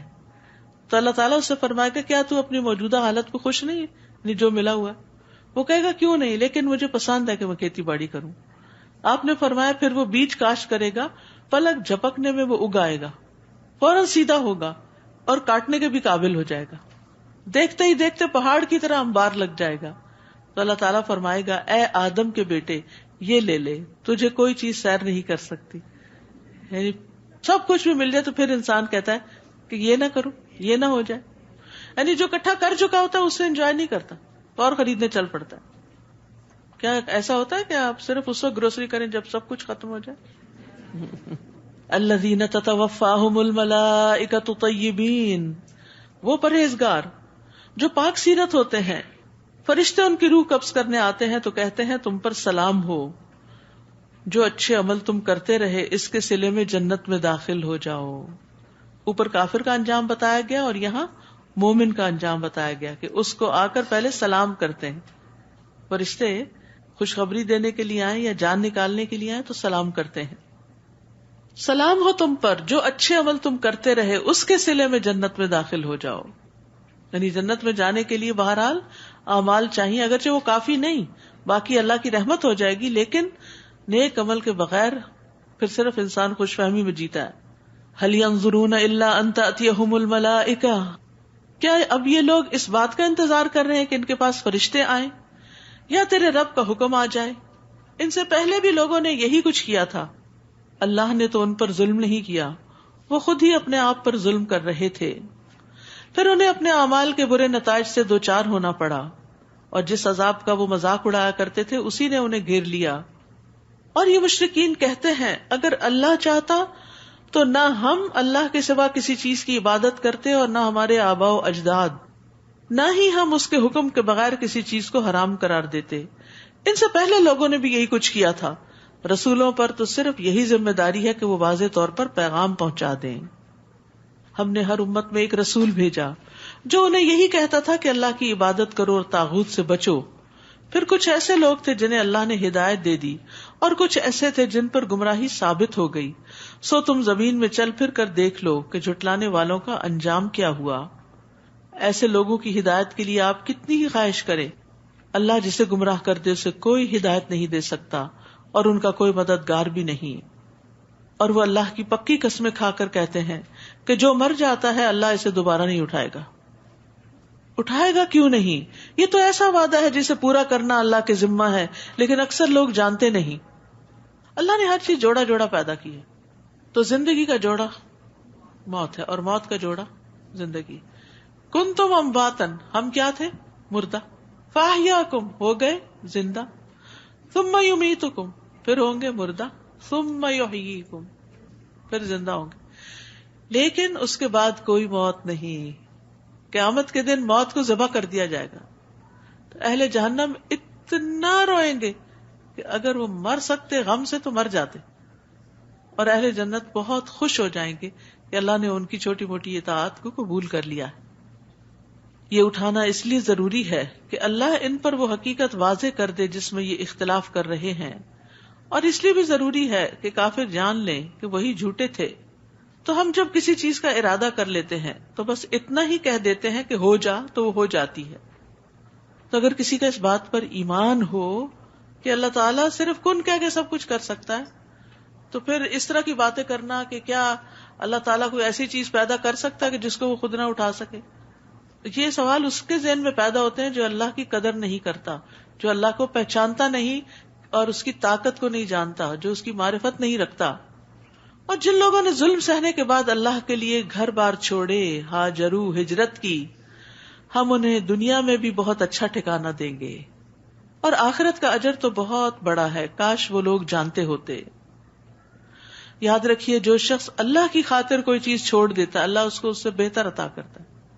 چاہے کوئی کھانے کی چیز ہو، چاہے کوئی استعمال کی چیز ہو، جس کو چھوڑنے میں اللہ کی رضا مطلوب ہو، یا اپنا گھر بار اور وطن ہو. اور آخرت کا اجر تو بہت بڑا ہے، کاش وہ لوگ جانتے ہوتے. کاش لوگوں کو پتا ہوتا کہ اللہ نے ایسے لوگوں کے لیے جو اللہ کی خاطر گھر بار چھوڑ دیتے ہیں، ان کے لیے کتنا بڑا اجر لکھ رکھا ہے، تاکہ ان کا شوق اور بڑھ جاتا. یعنی جن لوگوں نے صبر کیا اور اپنے رب پر ہی بھروسہ کرتے ہیں. آپ سے پہلے ہم نے جتنے بھی رسول بھیجے ہیں وہ آدمی ہی ہوتے تھے جن کی طرف ہم وحی کرتے تھے، لہٰذا اگر تم خود نہیں جانتے تو اہل علم سے پوچھ لو. ان رسولوں کو ہم نے واضح دلائل اور کتابیں دے کر بھیجا تھا، اور آپ کی طرف یہ ذکر یعنی قرآن اس لیے نازل کیا گیا ہے تاکہ آپ لوگوں کو واضح طور پر بتا دیں کہ ان کی طرف کیا چیز نازل کی گئی ہے، اس لیے کہ وہ اس میں غور و فکر کریں. جو لوگ بری چالیں چل رہے ہیں، کیا وہ اس بات سے بے خوف ہو گئے ہیں کہ اللہ انہیں زمین میں دھسا دے، یا ایسی جگہ سے ان پر عذاب آ جائے جہاں سے آنے کا انہیں وہم و گمان بھی نہ ہو، یا انہیں چلتے پھرتے ہی پکڑ لے تو یہ لوگ اسے عاجز کرنے کی طاقت نہیں رکھتے، یا انہیں اس طرح پکڑ لے کہ وہ کمزور ہو کر تباہ ہو جائیں. بلا شبہ آپ کا رب ترس کھانے والا اور رحم کرنے والا ہے، جو انہیں مہلت پہ مہلت دیے جا رہا ہے. اولم یروا الی ما خلق اللہ من شیء، کیا ان لوگوں نے اللہ کی پیدا کردہ اشیاء میں سے کسی چیز کو بھی نہیں دیکھا کہ اس کا سایہ کیسے دائیں سے بائیں اور بائیں سے دائیں اللہ کے سامنے سجدہ کرتے ہوئے ڈلتا رہتا ہے. یعنی سائے کو دیکھ کے ہم کبھی نہیں سوچتے کہ سجدہ کر رہا ہے. اور یہ سب چیزیں انتہائی عجز کا اظہار کر رہی ہیں، باقی چیزیں بھی اللہ کے آگے جھکی ہوئی ہیں. آسمانوں اور زمین میں جتنی مخلوق ہے اور فرشتے بھی سب اللہ ہی کو سجدہ کرتے ہیں اور کبھی تکبر نہیں کرتے. وہ اپنے رب سے ڈرتے رہتے ہیں جو ان کے اوپر ہے، اور وہی کام کرتے ہیں جو انہیں حکم دیا جاتا ہے. سجدہ کر لیجیے. یہاں سجدہ کرنے کی کیا حکمت ہے؟ کیونکہ فرشتوں نے سجدہ کیا تھا نا، یا فرشتوں کا ذکر ہے، تو ہمیں بھی سجدہ کرنا چاہیے. وقال اللہ لا تتخذوا الہین اثنین، اللہ تعالیٰ فرماتے ہیں کہ دو الہ نہ بناؤ. الہ صرف ایک ہی ہے، لہذا مجھے سے ڈرو. اگر دو کی اجازت نہیں تو تین اور پانچ اور زیادہ کی تو پھر ہے ہی نہیں. آسمانوں اور زمین میں جو کچھ ہے سب کچھ اسی کا ہے اور اسی کی عبادت لازم ہے. پھر کیا تم اللہ کے سوا دوسروں سے ڈرتے ہو؟ تمہیں جو نعمت بھی مل رہی ہے وہ اللہ کی طرف سے ہے. سوچے تو صحیح، جو کچھ بھی آپ کو ملا، زندگی ملی، صلاحیتیں ملی، ذہانت ملی، گھر بار ملا، کھانے پینے کو، پہننے اوڑھنے کو، گھومنے پھرنے کو، آل اولاد، بچے، بچوں کے بچے، یہ ساری نعمتیں اللہ نے دی ہیں. وما بکم من نعمت فمن اللہ. پھر جب تمہیں کوئی تکلیف پہنچتی ہے تو اسی کے آگے چیخو پکار کرتے ہو، یعنی نعمتوں میں اس کو بھول جاتے ہو، تکلیف آتی ہے تو پھر ہی اس کی طرف راغب ہوتے ہو. پھر جب وہ تم سے اس تکلیف کو دور کر دیتا ہے تو تم میں سے کچھ لوگ اپنے رب کے ساتھ شرک کرنے لگتے ہیں. پھر وہ دوسروں کو کریڈٹ دیتے ہیں، فلاں ڈاکٹر کی وجہ سے میں صحت یاب ہو گئی، یا فلاں انسان کی مدد سے میری مشکل آسان ہو گئی. اللہ کا فضل ساتھ یاد رکھنا چاہیے کہ اللہ کے فضل سے فلاں نے مدد کر دی تو ایسا ہو گیا. پھر جب وہ تم سے اس تکلیف کو دور کر دیتا ہے تو تم میں سے کچھ اپنے رب کے ساتھ شرک کرنے لگتے ہیں تاکہ اللہ نے انہیں جو کچھ دے رکھا ہے اس کا شکریہ ادا کرنے کی بجائے اس کی ناشکری ہی کریں. اچھا کچھ دیر مزے کر لو، بس تھوڑی سی مہلت اور کر لو جو دنیا میں کرنا ہے، ان قریب تمہیں حقیقت معلوم ہو جائے گی. نیز جو رزق ہم نے انہیں دے رکھا ہے اس میں سے ایسے شریکوں کا حصہ مقرر کرتے ہیں جن کے متعلق انہیں علم نہیں ہے، پتہ ہی نہیں، ان کی کوئی حقیقت ہی نہیں، اور ان کے نام پر نظر نیاز دی جا رہی ہے. اللہ کی قسم جو کچھ تم اللہ پر افترا کرتے ہو، جھوٹ گڑتے ہو، اس کی تم سے ضرور باز پرس ہوگی.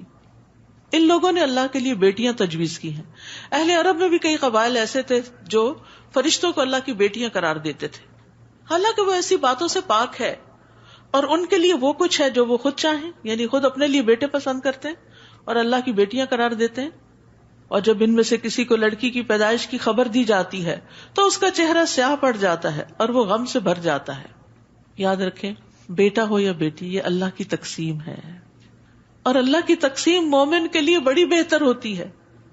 ہم سمجھتے ہیں کہ نہیں بیٹی نہیں، بیٹا ہی ہمیں فائدہ دے گا، تو بعض اوقات بیٹی وہ کچھ دیتی ہے جو بیٹا نہیں دیتا. وَلَيْسَ الذَّكَرُ كَالْأُنثَىٰ. لیکن اہل عرب یہ بات سمجھتے نہیں تھے، اور آج کی جاہلیت میں بھی آپ دیکھیں کہ بیٹیوں کی پیدائش پہ لوگ غمگین ہو جاتے ہیں کہ ان کو بیٹی کی پیدائش کی خبر دی جاتی ہے تو یہ غمگین ہو جاتے ہیں. اور یہ کس کا فعل ہے؟ یہ مشرکین مکہ کا فعل تھا. مومن کو یہ زیب نہیں دیتا کہ وہ بیٹیوں کی پیدائش پہ غمگین ہو، وہ اللہ کا فیصلہ سمجھ کے اس کو قبول کرتا ہے. اور اس میں یہ بھی ہے کہ ہمیں بیٹیوں کو برا نہیں سمجھنا چاہیے. نبی صلی اللہ علیہ وسلم نے فرمایا بیٹیوں کو برا نہ سمجھا کرو کیونکہ وہ انتہائی قیمتی اور غمخوار ہوتی ہیں. جتنی وہ والدین کی کیئر کرتی ہیں، ان کا ساتھ دیتی ہیں، بیٹے نہیں دیتے، وہ اپنی دنیا میں ہوتے ہیں. رسول اللہ صلی اللہ علیہ وسلم نے فرمایا مومن پر تعجب ہے کہ اللہ اس کے لیے جو فیصلہ فرماتا ہے وہ اس کے حق میں بہتر ہی ہوتا ہے. اگر عورتوں کو یہ والی بات سمجھ آ جائے، یہ حدیث پلے باندھ لیں، تو جو بھی پیدا ہو اس پر پھر غم نہ کریں، راضی ہو جائیں. اور جو اللہ سے راضی ہوتا ہے، اللہ اس کے ساتھ کیا معاملہ کرتا ہے؟ اللہ تعالیٰ اس سے راضی ہو جاتا ہے. اگر ہم ہی ناراض ہیں اللہ سے تو پھر کیسے توقع رکھ سکتے ہیں کہ اللہ ہم سے راضی ہو جائے؟ اور اگر اللہ ناراض ہو گیا تو پھر کیا ہوگا؟ یتوارا من القوم من سوء ما بشر به، اور دی ہوئی خبر سے عار کی وجہ سے لوگوں سے چھپتا پھرتا ہے اور سوچتا ہے آیا اس لڑکی کو ذلت کے باوجود زندہ ہی رہنے دے یا زمین میں گاڑ دے. دیکھو یہ لوگ کیسا برا فیصلہ کرتے، یعنی ان کی یہ باتیں انتہائی غلط ہیں. بری مثال تو ان لوگوں کے لیے جو آخرت پر ایمان نہیں رکھتے.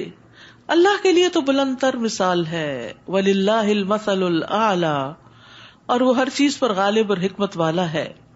یعنی اللہ تعالیٰ کو لوگوں کی طرح نہیں سمجھنا چاہیے کہ جو مثالیں آپ لوگوں کے لیے دیتے ہیں وہ اللہ پہ چشمہ کریں. اگر اللہ لوگوں کو ان کے ظلم کی بنا پہ پکڑنے لگتا تو زمین پر کوئی جاندار مخلوق باقی نہ رہ جاتی. ہر جان والا کسی نہ کسی طور پر کسی نہ کسی کے ساتھ زیادتی کر جاتا ہے. لیکن وہ ایک معین عرصے تک ڈھیل دیے جاتے ہیں، پھر جب وہ مدت آ جاتی ہے تو اللہ کا عذاب ان سے گھڑی بھر کے لیے بھی آگے پیچھے نہیں ہو سکتا. ظالم اپنے ساتھ ساتھ دوسروں کا بھی نقصان کرتے ہیں. یعنی بعض لوگ ظالم نہیں ہوتے، ظالموں کا ساتھ دیتے ہیں. بعض لوگ ظالموں کے بیچ میں رہتے ہیں اور ان کے ظلم کو برا نہیں کہتے، تو یہ بھی درست نہیں. ابو ہریرہ کہتے ہیں انہوں نے ایک آدمی کو کہتے ہوئے سنا بے شک ظالم اپنے آپ ہی کو نقصان پہنچاتا ہے. تو انہوں نے کہا تم نے بہت بری بات کہی. بے شک ایک پرندہ اپنے گھونسلے میں ظالم کے ظلم کی وجہ سے ہی مر جاتا ہے. یعنی صرف اپنے آپ کو نہیں نقصان دیتا بلکہ دوسروں کو بھی نقصان دیتا ہے. تو ظلم کی 3 قسمیں ہیں. ایک ہے اللہ کے ساتھ اور وہ ہے شرک جو سب سے بڑا ظلم ہے. ان الشرک لظلم عظیم. دوسرا جو بندوں کا بندوں پہ ظلم ہوتا ہے، حقوق العباد میں کمی، اللہ اس کو معاف نہیں کرے گا جب تک بندے نہیں کریں گے. اور تیسرے جو اللہ اور بندوں کے بیچ میں ہوتا ہے، یعنی جیسے کوئی گناہ کا کام کر لیا تو اللہ تعالیٰ جس کو چاہے معاف کر دے.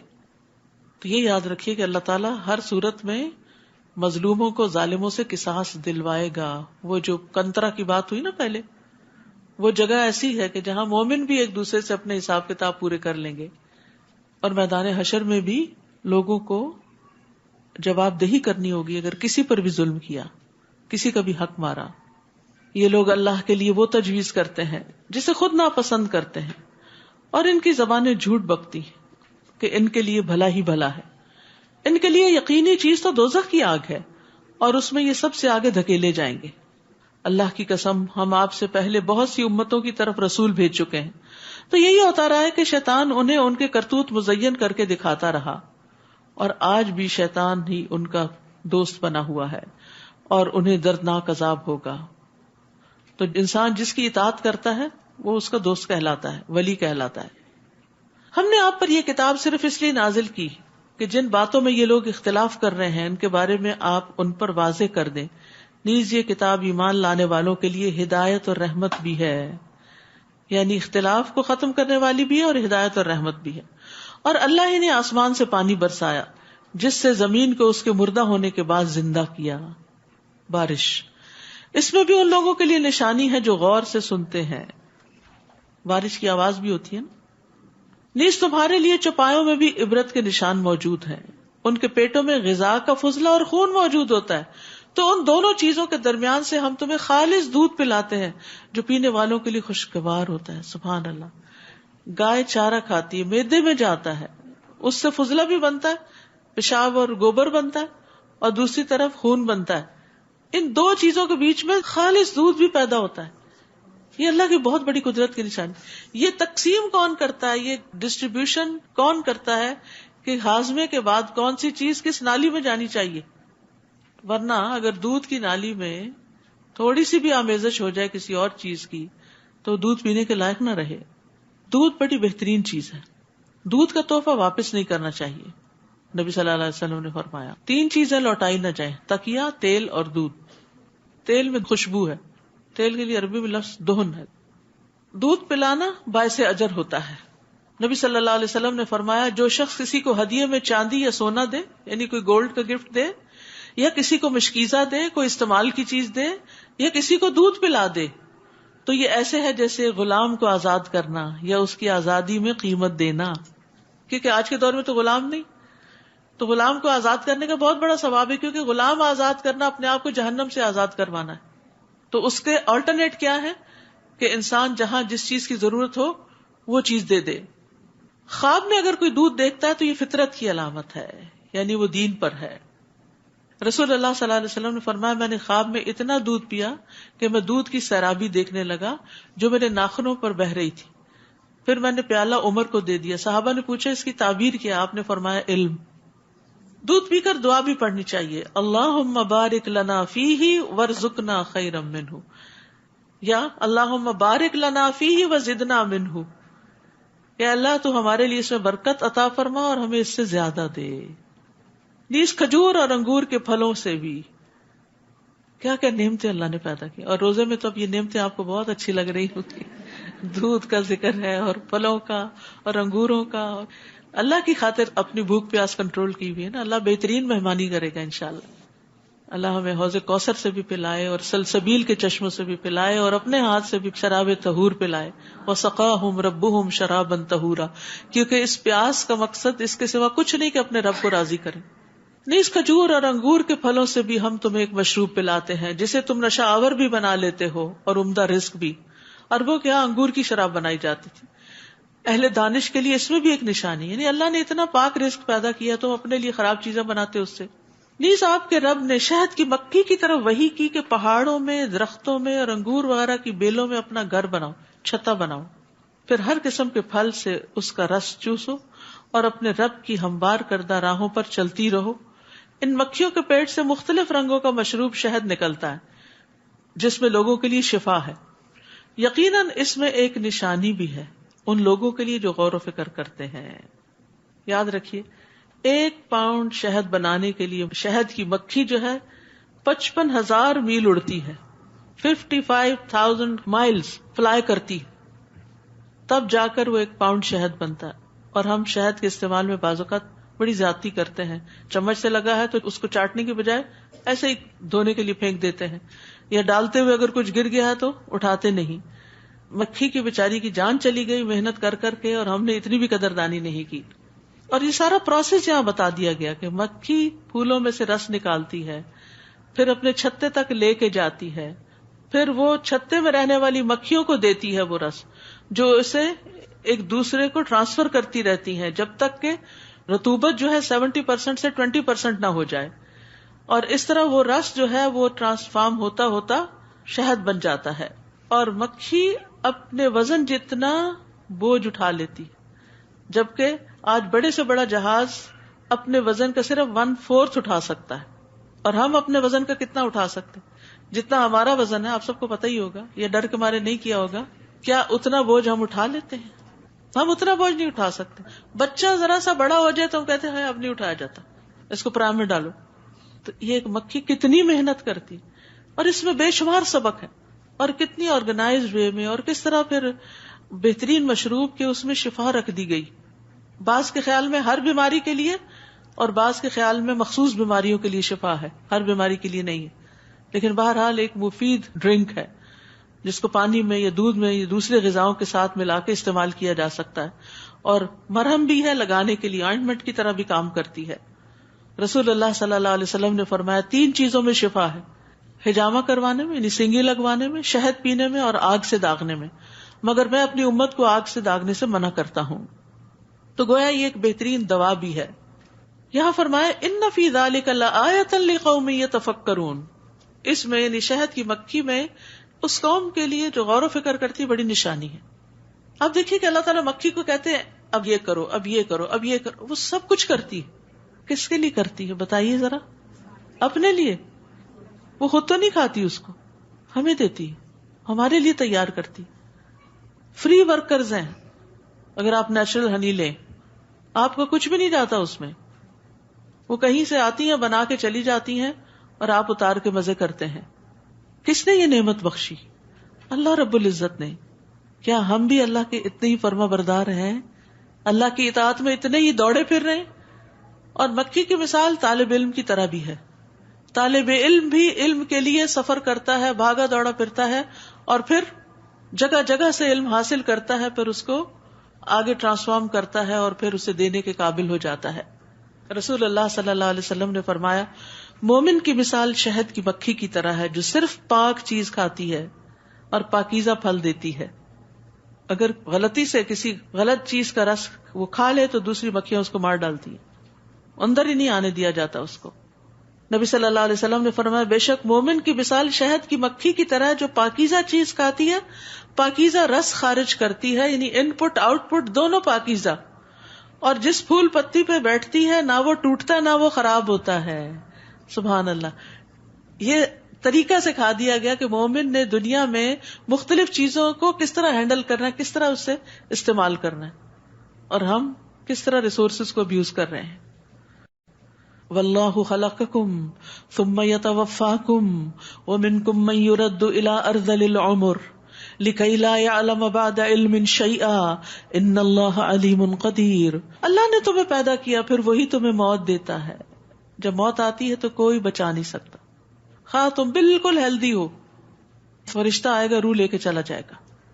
اور تم میں سے کچھ لوگوں کو رذیل ترین عمر تک پہنچا دیا جاتا ہے، انتہائی بڑھاپا، تاکہ سب کچھ جاننے کے بعد کچھ نہ جانے. اور بڑھاپے میں اگر اور کوئی تکلیف نہ بھی ہو تو جو بھولنے والی بیماری لگ جاتی ہے، سارا علم دھرا کا دھرا رہ جاتا ہے. انسان کی ڈگریاں دیوار پر سجائی ہوئی ہوتی ہیں اور انسان نیچے بیڈ ریڈن ہوتا ہے اور اس کو نہیں پتا ہوتا کہ سامنے والا کون ہے. شاید آپ کی زندگی میں بھی ایسے لوگوں سے انٹریکشن ہوا ہو کہ جو بہت علم والے ہوں لیکن آخری عمر میں پہنچ کر ان کو اپنے بچوں کی بھی پہچان نہیں رہی. رحم آتا ہے. اگر والدین میں سے کوئی اس حال میں ہو تو قل رب ارحمہما کما ربیانی صغیرا. ایسے مریضوں کے لیے بس اللہ سے رحم مانگنا چاہیے، کیونکہ اکثر لوگ پوچھتے ہیں کیا دعا پڑھیں ان کے لیے. رحمت کی دعا کریں کہ جو چیز ان کے حق میں بہتر ہے وہ ہو. بلا شبہ اللہ تعالیٰ سب کچھ جاننے والا اور قدرت والا ہے. نیز اللہ نے تمہیں رزق کے معاملے میں ایک کو دوسرے پہ فضیلت دے رکھی. یہ اللہ کی تقسیم ہے، کوئی ہم سے اوپر ہے کوئی نیچے ہے، تو اس پہ ناراض نہیں ہونا چاہیے، جلنا کڑنا نہیں چاہیے. بہن بھائیوں میں بڑا فرق واقع ہو جاتا ہے بعض اوقات، پھر اس بنا پہ آپس کے تعلقات میں بڑی کشیدگی پیدا ہو جاتی. پھر جن لوگوں کو رزق زیادہ دیا گیا وہ ایسے تو نہیں جو زائد رزق کو اپنے غلاموں کی طرف لوٹا دیں کہ ایکسٹرا کسی اور کو دے دیں کہ آقا و غلام سب رزق میں برابر ہو جائیں. کیا پھر وہ اللہ کی نعمتوں کا انکار کرتے ہیں؟ کیا وہ یہ سمجھتے کہ اللہ نے اپنے اختیارات کچھ مخلوق کو دے دیے؟ اللہ نے تمہارے لیے تمہیں میں سے بیویاں بنائی. کتنی نعمتوں کا ذکر ہے، گنتے ہی چلے جائیں. اور تمہاری بیویوں سے تمہارے لیے بیٹے اور پوتے بنائے. یا بیویوں کی قدر بھی بتائے گی کہ ان سے تمہیں یہ نعمتیں ملی. بعض اوقات لوگ کیا کرتے ہیں، بیوی کو تو جوتی کی نوک پہ رکھتے ہیں، جب چاہا ٹھکرا دیا، جب چاہا ذلیل کر دیا، جب چاہا ڈانٹ ڈپٹ کر دیا، اور اپنے بچوں سے بڑا پیار ہوتا ہے. اور پھر اگر ان کے آگے بچے ہو جائیں تو ان سے تو اور بھی پیار ہو جاتا ہے. لیکن جو سبب بنی ہے اس کی کوئی عزت نہیں. کس قدر ظلم کی بات ہے. تو اللہ سبحانہ وتعالیٰ یہ بھی تو کہہ سکتے تھے کہ اللہ نے تمہیں بیٹے اور پوتے دیے. کیا فرمایا؟ وَجَعَلَ لَكُم مِّنْ أَزْوَاجِكُم بَنِينَ وَحَفَدًا وَرَزَقَكُم مِّنَ الطَّيِّبَاتِ. اور تمہیں پاکیزہ چیزوں کا رزق عطا کیا. کیا پھر وہ باطل معبودوں پر یقین رکھتے ہیں اور اللہ کی نعمتوں کا انکار کرتے ہیں؟ اللہ کے سوا وہ جن چیزوں کو پوجتے ہیں وہ آسمانوں اور زمین سے انہیں رزق مہیا کرنے کا کچھ اختیار نہیں رکھتی اور نہ ہی وہ یہ کام کر سکتی ہیں. فَلَا تَضْرِبُوا لِلَّهِ الْأَمْثَالَ، اللہ کے لیے مثالیں مت بیان کرو، اللہ جانتا ہے اور تم نہیں جانتے. اللہ ایک مثال بیان کرتا ہے. ایک غلام ہے جو خود کسی کی ملکیت ہے، وہ کسی چیز کی قدرت نہیں رکھتا، اور دوسرا وہ ہے جسے ہم نے عمدہ رزق عطا کیا، پھر وہ اس سے خفیہ اور علانیہ ہر طور پر خرچ کرتا ہے. کیا یہ دونوں برابر ہو سکتے ہیں؟ نہیں. اللہ سب کچھ دینے والا ہے اور ہم دوسروں کی طرف دیکھتے ہیں. سب تعریف اللہ ہی کے لیے ہے، بلکہ اکثر لوگ یہ سیدھی سی بات بھی نہیں جانتے. نیز اللہ ایک اور مثال بیان کرتا ہے. 2 آدمی ہیں جن میں سے ایک گنگا بہرا ہے، کسی بات کی قدرت نہیں رکھتا، کچھ کرنے کے قابل نہیں، وہ اپنے مالک پر بوجھ بنا ہوا ہے، مالک اسے جہاں بھیجتا ہے وہ بھلائی سے نہیں آتا. کیا ایسا شخص اس دوسرے کے برابر ہو سکتا ہے جو انصاف کے ساتھ حکم دیتا ہے اور سیدھی راہ پر گامزن ہے؟ یعنی تم اللہ کو چھوڑ کے جن کے پاس جاتے ہو ان سے کسی خیر کی تمہیں توقع نہیں ہونی چاہیے، ساری خیر صرف اللہ کے ہاتھ میں ہے. آسمانوں اور زمین کے پوشیدہ حقائق کا علم تو اللہ ہی کو ہے، اور قیامت کا سلسلہ یوں ہوگا جیسے آنکھ کی جھپک، بلنک آف این آئی، بس اتنی دیر میں قیامت آ جائے گی. اللہ اکبر. اللہ کی قدرت کا اندازہ ہوتا ہے. یا اس سے بھی جلتر، آنکھ بلنک کرنے میں بھی ٹائم لگتا ہے. اللہ یقیناً ہر چیز پر قادر ہے. واللہ اخرجکم من بطون امہاتکم، اللہ نے تمہیں تمہاری ماں کے پیٹ سے نکالا اس حال میں کہ تم کچھ نہ جانتے تھے. پھر ماں کا ذکر ہے یہاں، اور کس طرح بچہ ماں کے پیٹ سے باہر آتا ہے جو اس کی زندگی اور موت کا سوال بن جاتا ہے. تو ماں کی قدر کرنی چاہیے. ماں کی اس تکلیف کو اگر انسان یاد کر لے تو اس کی کوئی بات بری نہ لگے. ورنہ ایسا ہوتا ہے نا کہ ہم چھوٹی چھوٹی باتوں پر ماں باپ سے ناراض رہتے ہیں، ایسے کیوں کہہ دیتے ہیں، یہ نصیحت کیوں کر دی، اس چیز سے کیوں روک دیا. نہیں، آج ہم جو دنیا انجوائے کر رہے ہیں، اور اگر نیک کام کر کے اللہ جنت دے اور ہمیشہ کے لیے انجوائے کرے تو ذریعہ کون بنا تھا دنیا میں لانے کا. اور بعض تو ناخلف ایسے ہوتے جو کہتے کیوں لائے تھے. انتہا درجے کی ناشکری کا کلمہ، انتہا درجے کی ناشکری. اور اسی نے تمہارے کان، آنکھیں اور دل بنائے تاکہ تم اس کا شکر ادا کرو.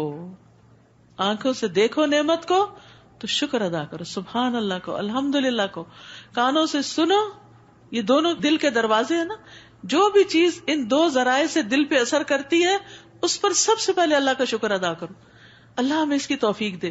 کیونکہ ہوتا یہ ہے کہ جب ہمیں کوئی چیز اچھی لگتی ہے نا، اٹریکٹ کرتی، ہم اسی کی تعریف میں پڑ جاتے ہیں.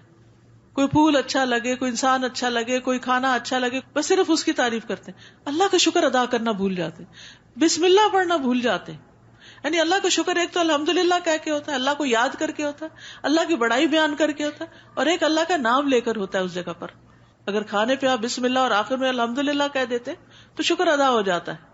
اللہ اس بندے سے راضی ہو جاتا ہے جو پانی کا ایک گھونٹ پیتا ہے اور الحمدللہ کہتا ہے.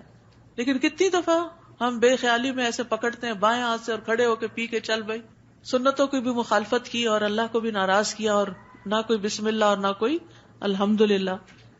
تو ان نعمتوں کا تذکرہ کیا جا رہا ہے تاکہ بندہ رب کا شکر گزار ہو، کیونکہ اللہ تعالیٰ شکر گزار بندوں سے محبت کرتا ہے. اور رمضان کا ایک مقصد وَلَعَلَّكُمْ تَشْكُرُونَ بھی ہے. اب جب نعمتوں پہ پابندی لگی ہے نا تھوڑی سی، تو پھر شام کو جب افطار کے وقت پیئیں گے نا تو خود بخود الحمدللہ نکلے گا. پھر یاد آ جاتا ہے. جب نعمتوں کی کثرت ہو جاتی ہے تو غافل ہو جاتے ہیں. پھر پرندوں کی بات کی گئی. کیا انہوں نے پرندوں کو نہیں دیکھا کہ آسمانی فضا میں کیسے مسخر ہیں؟ انہیں اللہ ہی تھامے ہوئے ہے. جو لوگ ایمان لاتے ہیں ان کے لیے اس میں بہت سی نشانیاں ہیں. پرندوں پہ غور و فکر کرو. ابو ذر کہتے ہیں کہ ہم نے رسول اللہ صلی اللہ علیہ وسلم کو چھوڑا، لیکن آپ کی زندگی میں جب کوئی پرندہ فضا میں اپنے پر پھڑپھڑاتا آپ اس سے ہمارے لیے کوئی علم کی بات نکال لیتے تھے. اڑتے پرندے سے بھی ہمیں کچھ سکھاتے تھے. یہ ہوتی ہے عبرت کی نگاہ، یہ ہوتی ہے شکر گزاری، یہ ہوتا ہے غور و فکر جس کی ہمیں تلقین کی گئی ہے.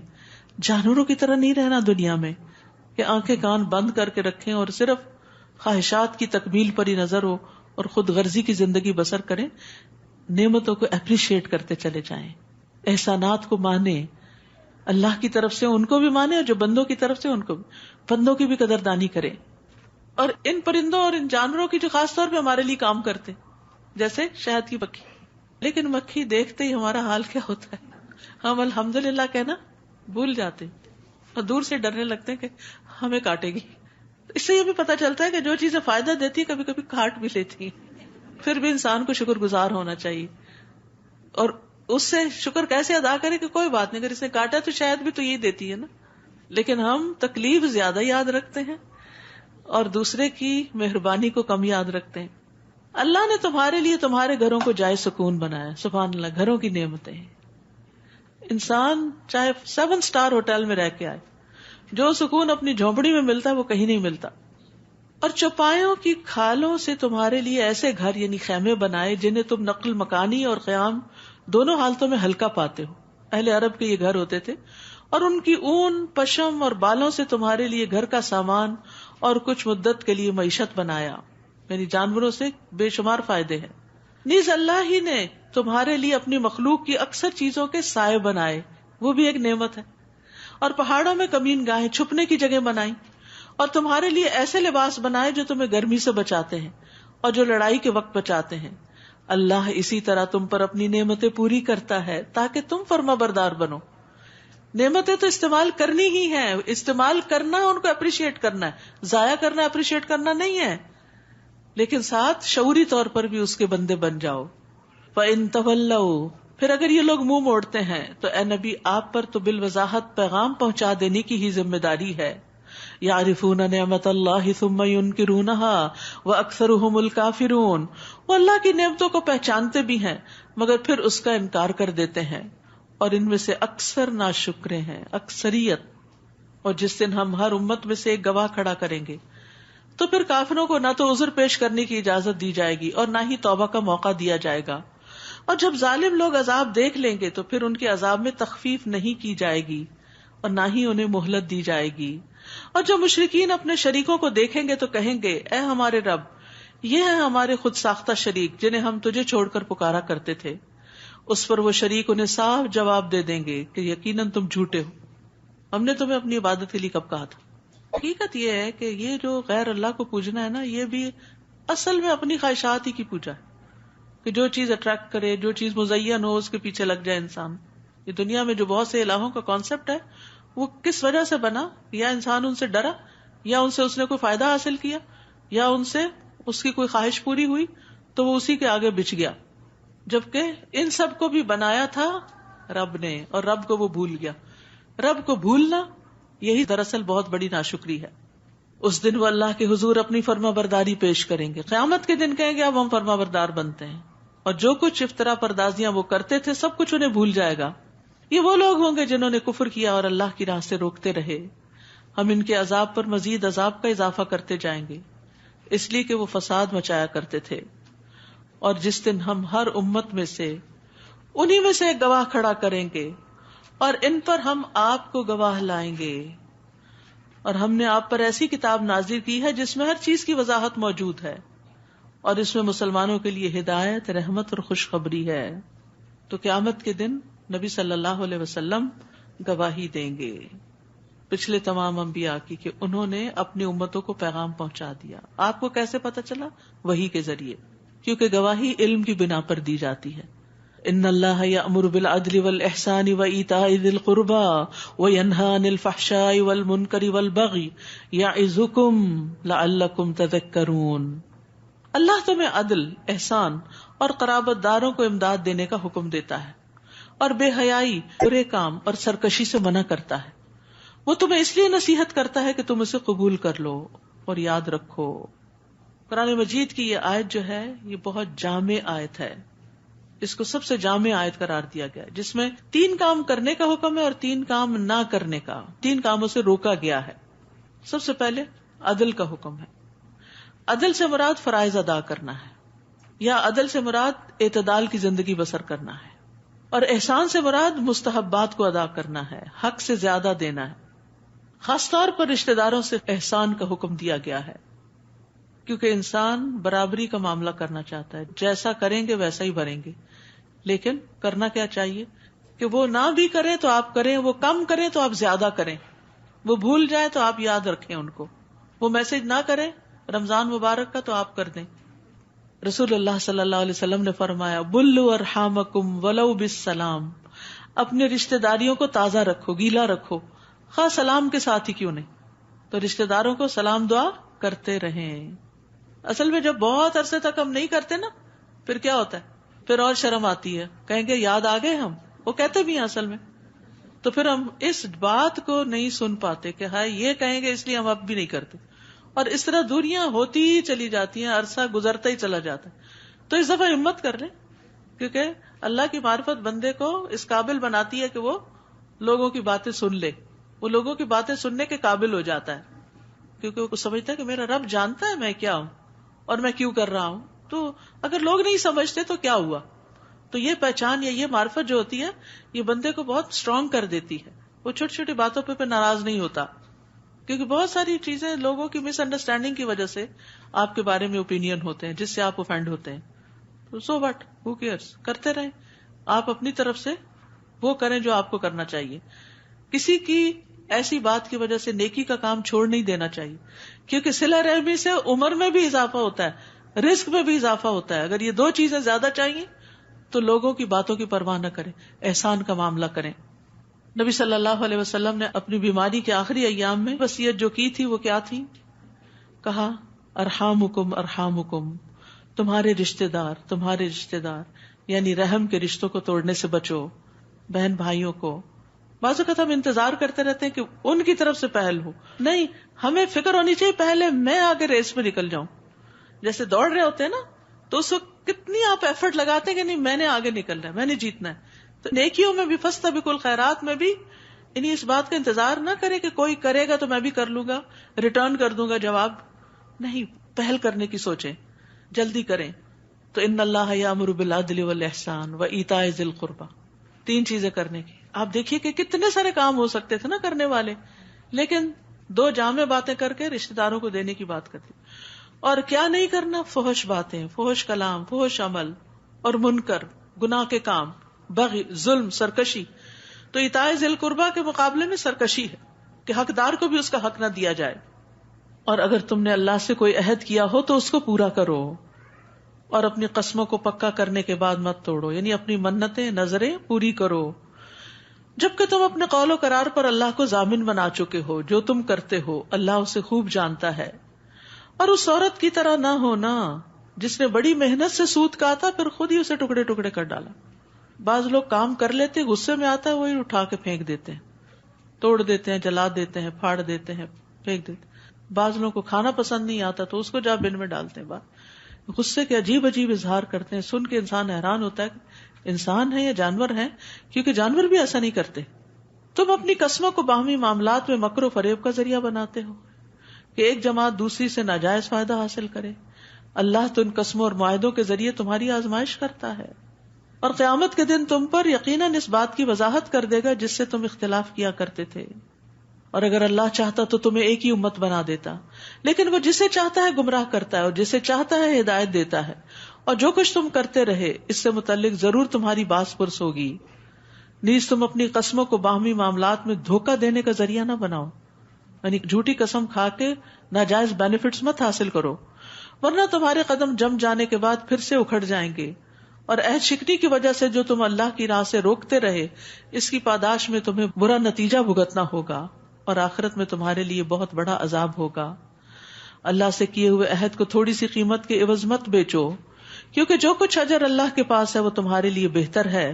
اگر تم جانو جو کچھ تمہارے پاس ہے وہ سب ختم ہو جائے گا، اور جو اللہ کے پاس ہے وہ باقی رہنے والا ہے. اور ہم صبر کرنے والوں کو ان کے اچھے اعمال کے مطابق ضرور ان کا اجر عطا کریں گے. سبحان اللہ. دنیا میں جو کچھ ہے جانے والا ہے، اور جو اللہ کے پاس آپ اپنے ہاتھوں سے بھیج رہے ہیں وہ وہاں جمع رہے گا. من عمل صالحا من ذکر او انثی وہو مؤمن، جو شخص بھی نیک عمل کرے گا خواہ مرد ہو یا عورت، نو جینڈر ڈسکریمنیشن، بشرطے کہ وہ مومن ہو، ایمان شرط ہے، تو ہم اسے پاکیزہ زندگی بسر کرائیں گے. سبحان اللہ. دنیا میں بھی اچھی زندگی کا وعدہ ہے، اور آخرت میں ان کے بہترین اعمال کے مطابق انہیں ان کا اجر عطا کریں گے. یعنی یہ نہیں کہ اگر ہم اللہ کے راستے پہ چلتے ہیں تو دنیا ختم ہی ہو جاتی ہے، نہیں. جو شخص صرف دنیا طلب کرتا ہے تو بعض اوقات دنیا بھی نہیں اس کو ملتی اور آخرت تو ہے نہیں اس کے لیے، لیکن جو آخرت طلب کرتا ہے اللہ اس کو وہ بھی دیتا ہے اور دنیا بھی دے دیتا ہے. تو عقل مند کون ہے؟ جو آخرت طلب کرے، آخرت کو پرائرٹی بنائے. وَإِذَا قَرَأْتَ الْقُرْآنَ فَاسْتَعِذْ بِاللَّهِ مِنَ الشَّيْطَانِ الرَّجِيمِ. پھر جب آپ قرآن پڑھنے لگیں تو شیطان مردود سے اللہ کی پناہ مانگ لیا کریں، یعنی اعوذ باللہ پڑھ کر شروع کیا کریں، تاکہ شیطان قاری پر قرات کو مشتبہ نہ کرے، خلط ملط نہ کر دے، اسے تدبر اور تفکر سے نہ روک دے. اسی طرح نماز میں بھی آ کے وہ وسوسے ڈالتا ہے. انہ لیس لہ سلطان علی الذین آمنوا وعلی ربہم یتوکلون.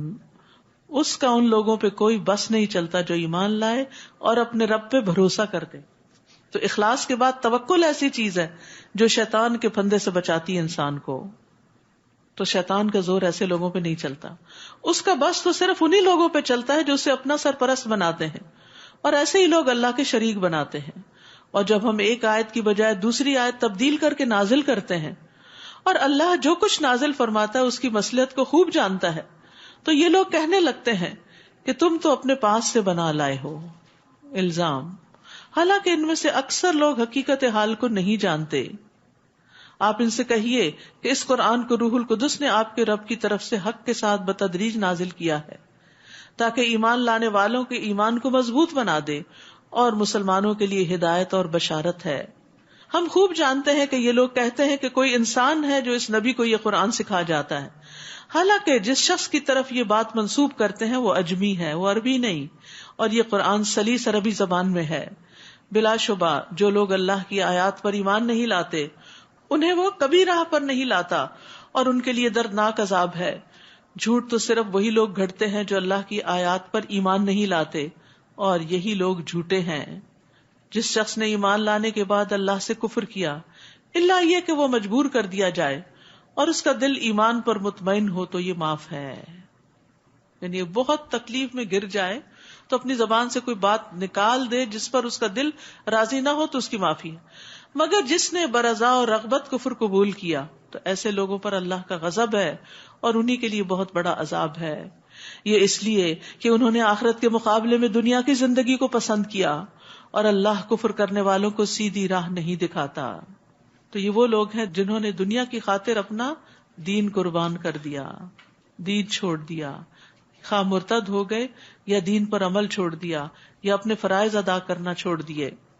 تو یاد رکھیے دنیا کو آخرت پر ترجیح دینا گھاٹے کا موجب ہے، آخرت میں محرومی کا سبب ہے. تو دنیا کی نیت انسان کے عمل کو بھی حقیر کر دیتی ہے. رسول اللہ صلی اللہ علیہ وسلم نے فرمایا جو شخص اللہ کی راہ میں جہاد کرے اور صرف ایک رسی حاصل کرنے کی نیت کرے کہ میں وہاں جاتا ہوں غنیمت سے کچھ مل جائے گا، تو اس کے لیے وہی ہے جس کی اس نے نیت کی. یعنی دین کا کام کر کے پھر دنیا کے حقیر چھوٹے چھوٹے فائدوں کی توقع رکھنا اور اس کا انتظار کرنا یہ سراسر خسارے کی بات ہے. اولئک الذین طبع اللہ علی قلوبہم وسمعہم وابصارہم واولئک ھم الغافلون. یہی لوگ ہیں جن کے دلوں، کانوں اور آنکھوں پر اللہ نے مہر لگا دی ہے. استغفر اللہ. یہ کیا چیز ہوتی ہے؟ یہ دنیا کی محبت ہوتی ہے جو انسان کو اندھا کر دیتی ہے اور انسان اپنی آخرت کے فائدے کو بھول جاتا ہے. اور یہی لوگ غفلت میں پڑے ہوئے ہیں. یعنی شیطان کا وار کیا ہوتا ہے؟ نیکی کے کام سے انسان کو پیچھے ہٹاتا ہے، اسے غافل کرتا ہے، پھر اسے دنیا کا کوئی کام سجاتا ہے، پھر اس میں اس کی رغبت دلاتا ہے، پھر اس میں اس کو فائدے بتاتا ہے، پھر انسان اس میں اتنا پڑ جاتا ہے کہ دین سے کوسوں دور نکل جاتا ہے، اور اس طرح انسان دنیا کو ہی اپنا محور و مقصد بنا لیتا ہے. تو ایسے لوگوں کو پھر اللہ کی بات سمجھ نہیں آتی. طبع اللہ علی قلوبہم وسمعہم وابصارہم. نہ کلام الہی سن سکتے ہیں، نہ آیات میں غور کر سکتے ہیں. لا جرم انہم فی الآخرۃ ھم الخاسرون. یقیناً یہی لوگ آخرت میں نقصان اٹھانے والے ہیں. پھر جن لوگوں نے مصائب اٹھانے کے بعد ہجرت کی، پھر جہاد کیا اور صبر کرتے رہے، تو آپ کا رب بلا شبہ ان آزمائشوں کے بعد انہیں معاف کرنے والا اور رحم کرنے والا ہے. یعنی قربانیوں کو قبول کرتا ہے. جس دن ہر شخص اپنی بابت جھگڑا ہی کرتا ہوا آئے گا، ہر شخص اپنا دفاع کر رہا ہوگا، میں نے یہ غلطی نہیں کی، میں نے کیوں کی، مجھے کس نے بہکایا. ہر کوئی اپنی طرف سے حجتیں پیش کر رہا ہوگا، اپنے اندر اتنا مشغول ہوگا کہ سب بھول جائیں گے. اور ہر ایک کو ان کے اعمال کا پورا پورا بدلہ دیا جائے گا اور ان پر کچھ ظلم نہ ہوگا. اللہ تعالیٰ ایک بستی کی مثال بیان کرتا ہے جو امن اور چین سے رہتی تھی اور ہر طرف سے اس کا رزق بفراغت اسے پہنچ رہا تھا. مکہ کی طرف اشارہ ہے. پھر اس نے اللہ کی نعمتوں کی ناشکری کی تو اللہ نے ان کے کرتوتوں کا مزہ یہ چکھایا کہ ان پر بھوک اور خوف کا عذاب مسلط کر دیا. ان کے پاس انہی میں سے ایک رسول آ چکا جسے انہوں نے جھٹلا دیا تو عذاب نے انہیں آ لیا اور وہ بے انصاف لوگ تھے. بس اللہ نے جو تمہیں حلال اور پاکیزہ رزق دیا ہے وہی کھاؤ اگر تم واقعی اس کی عبادت کرنے والے ہو. سبحان اللہ، حلال کھانا بھی عبادت ہے. ان کنتم ایاہ تعبدون، اگر تم واقعی اس کی بندگی کرنے والے ہو تو اللہ کی نعمت کا شکر ادا کرو. کھاؤ لیکن شکر ادا کرو. اللہ نے جو کچھ تم پہ حرام کیا ہے وہ ہے مردار، خون، خنزیر کا گوشت اور ہر وہ چیز جو اللہ کے علاوہ کسی اور کے نام پر مشتہر کی گئی ہو، یعنی اس پہ اللہ کے علاوہ کسی اور کا نام لیا گیا ہو، بتوں کا نام یا بزرگوں کا نام. پھر وہ شخص ان میں سے کوئی چیز کھانے پہ مجبور ہو جائے بشرطے کہ نہ تو وہ شرعی قانون کا باغی ہو اور نہ ضرورت سے زیادہ کھانے والا ہو، تو ایسے شخص کو اللہ معاف کرنے والا اور رحم کرنے والا ہے. جو جھوٹ تمہاری زبانوں پر آ جائے اس کی بنا پہ یوں نہ کہا کرو یہ چیز حلال ہے یہ حرام ہے. حلال حرام تمہارے کہنے سے نہیں ہوتی کوئی چیز، اس کا اختیار آپ کو نہیں دیا گیا، یہ صرف اللہ اور اس کے رسول کے پاس ہی ہے اتھارٹی کہ تم اللہ پر جھوٹ افطرا گھڑنے لگو. جو لوگ اللہ پر جھوٹ افطرا گھڑتے ہیں وہ کبھی فلاح نہیں پاتے. متاع قلیل ولہم عذاب علیم، ایسے جھوٹ کا فائدہ تو تھوڑا سا ہے مگر آخرت میں ان کے لیے دردناک عذاب ہے. اور یہودیوں پر ہم نے جو کچھ حرام کیا تھا وہ ہم اس سے پہلے آپ کو بیان کر چکے ہیں. ان پر ہم نے ظلم نہیں کیا بلکہ وہ خود ہی اپنے آپ پر ظلم کرتے تھے. البتہ جن لوگوں نے لا علمی کی بنا پر کوئی برا کام کیا پھر اس کے بعد توبہ کر لی اور اپنی اصلاح کر لی تو اس کے بعد آپ کا رب یقیناً معاف کرنے والا اور رحم کرنے والا ہے. ان ابراہیم کان امۃ قانتا للہ حنیفا ولم یک من المشرکین. ابراہیم علیہ السلام کی تعریف بیان ہو رہی اور وہ ہمارے لیے اسوہ حسنہ ہے. بلا شبہ ابراہیم اپنی ذات میں ایک امت تھے، یعنی پوری امت جتنا کام کر دیا انہوں نے، خواہ ان کے فالوورز بہت زیادہ اس وقت نہیں تھے. اللہ کے فرما بردار تھے، قانت دوام اطاعت اور یکسو رہنے والے، اور وہ ہرگز مشرک نہ تھے. شاکرا لانعمہ اجتباہ وہداہ الی صراط مستقیم، وہ اللہ کی نعمتوں کے شکر گزار تھے. تعریف، اللہ نے انہیں چن لیا اور سیدھی راہ دکھا دی. تو شکر گزار کو اللہ تعالیٰ دنیا میں بھی بھاگ لگاتا ہے.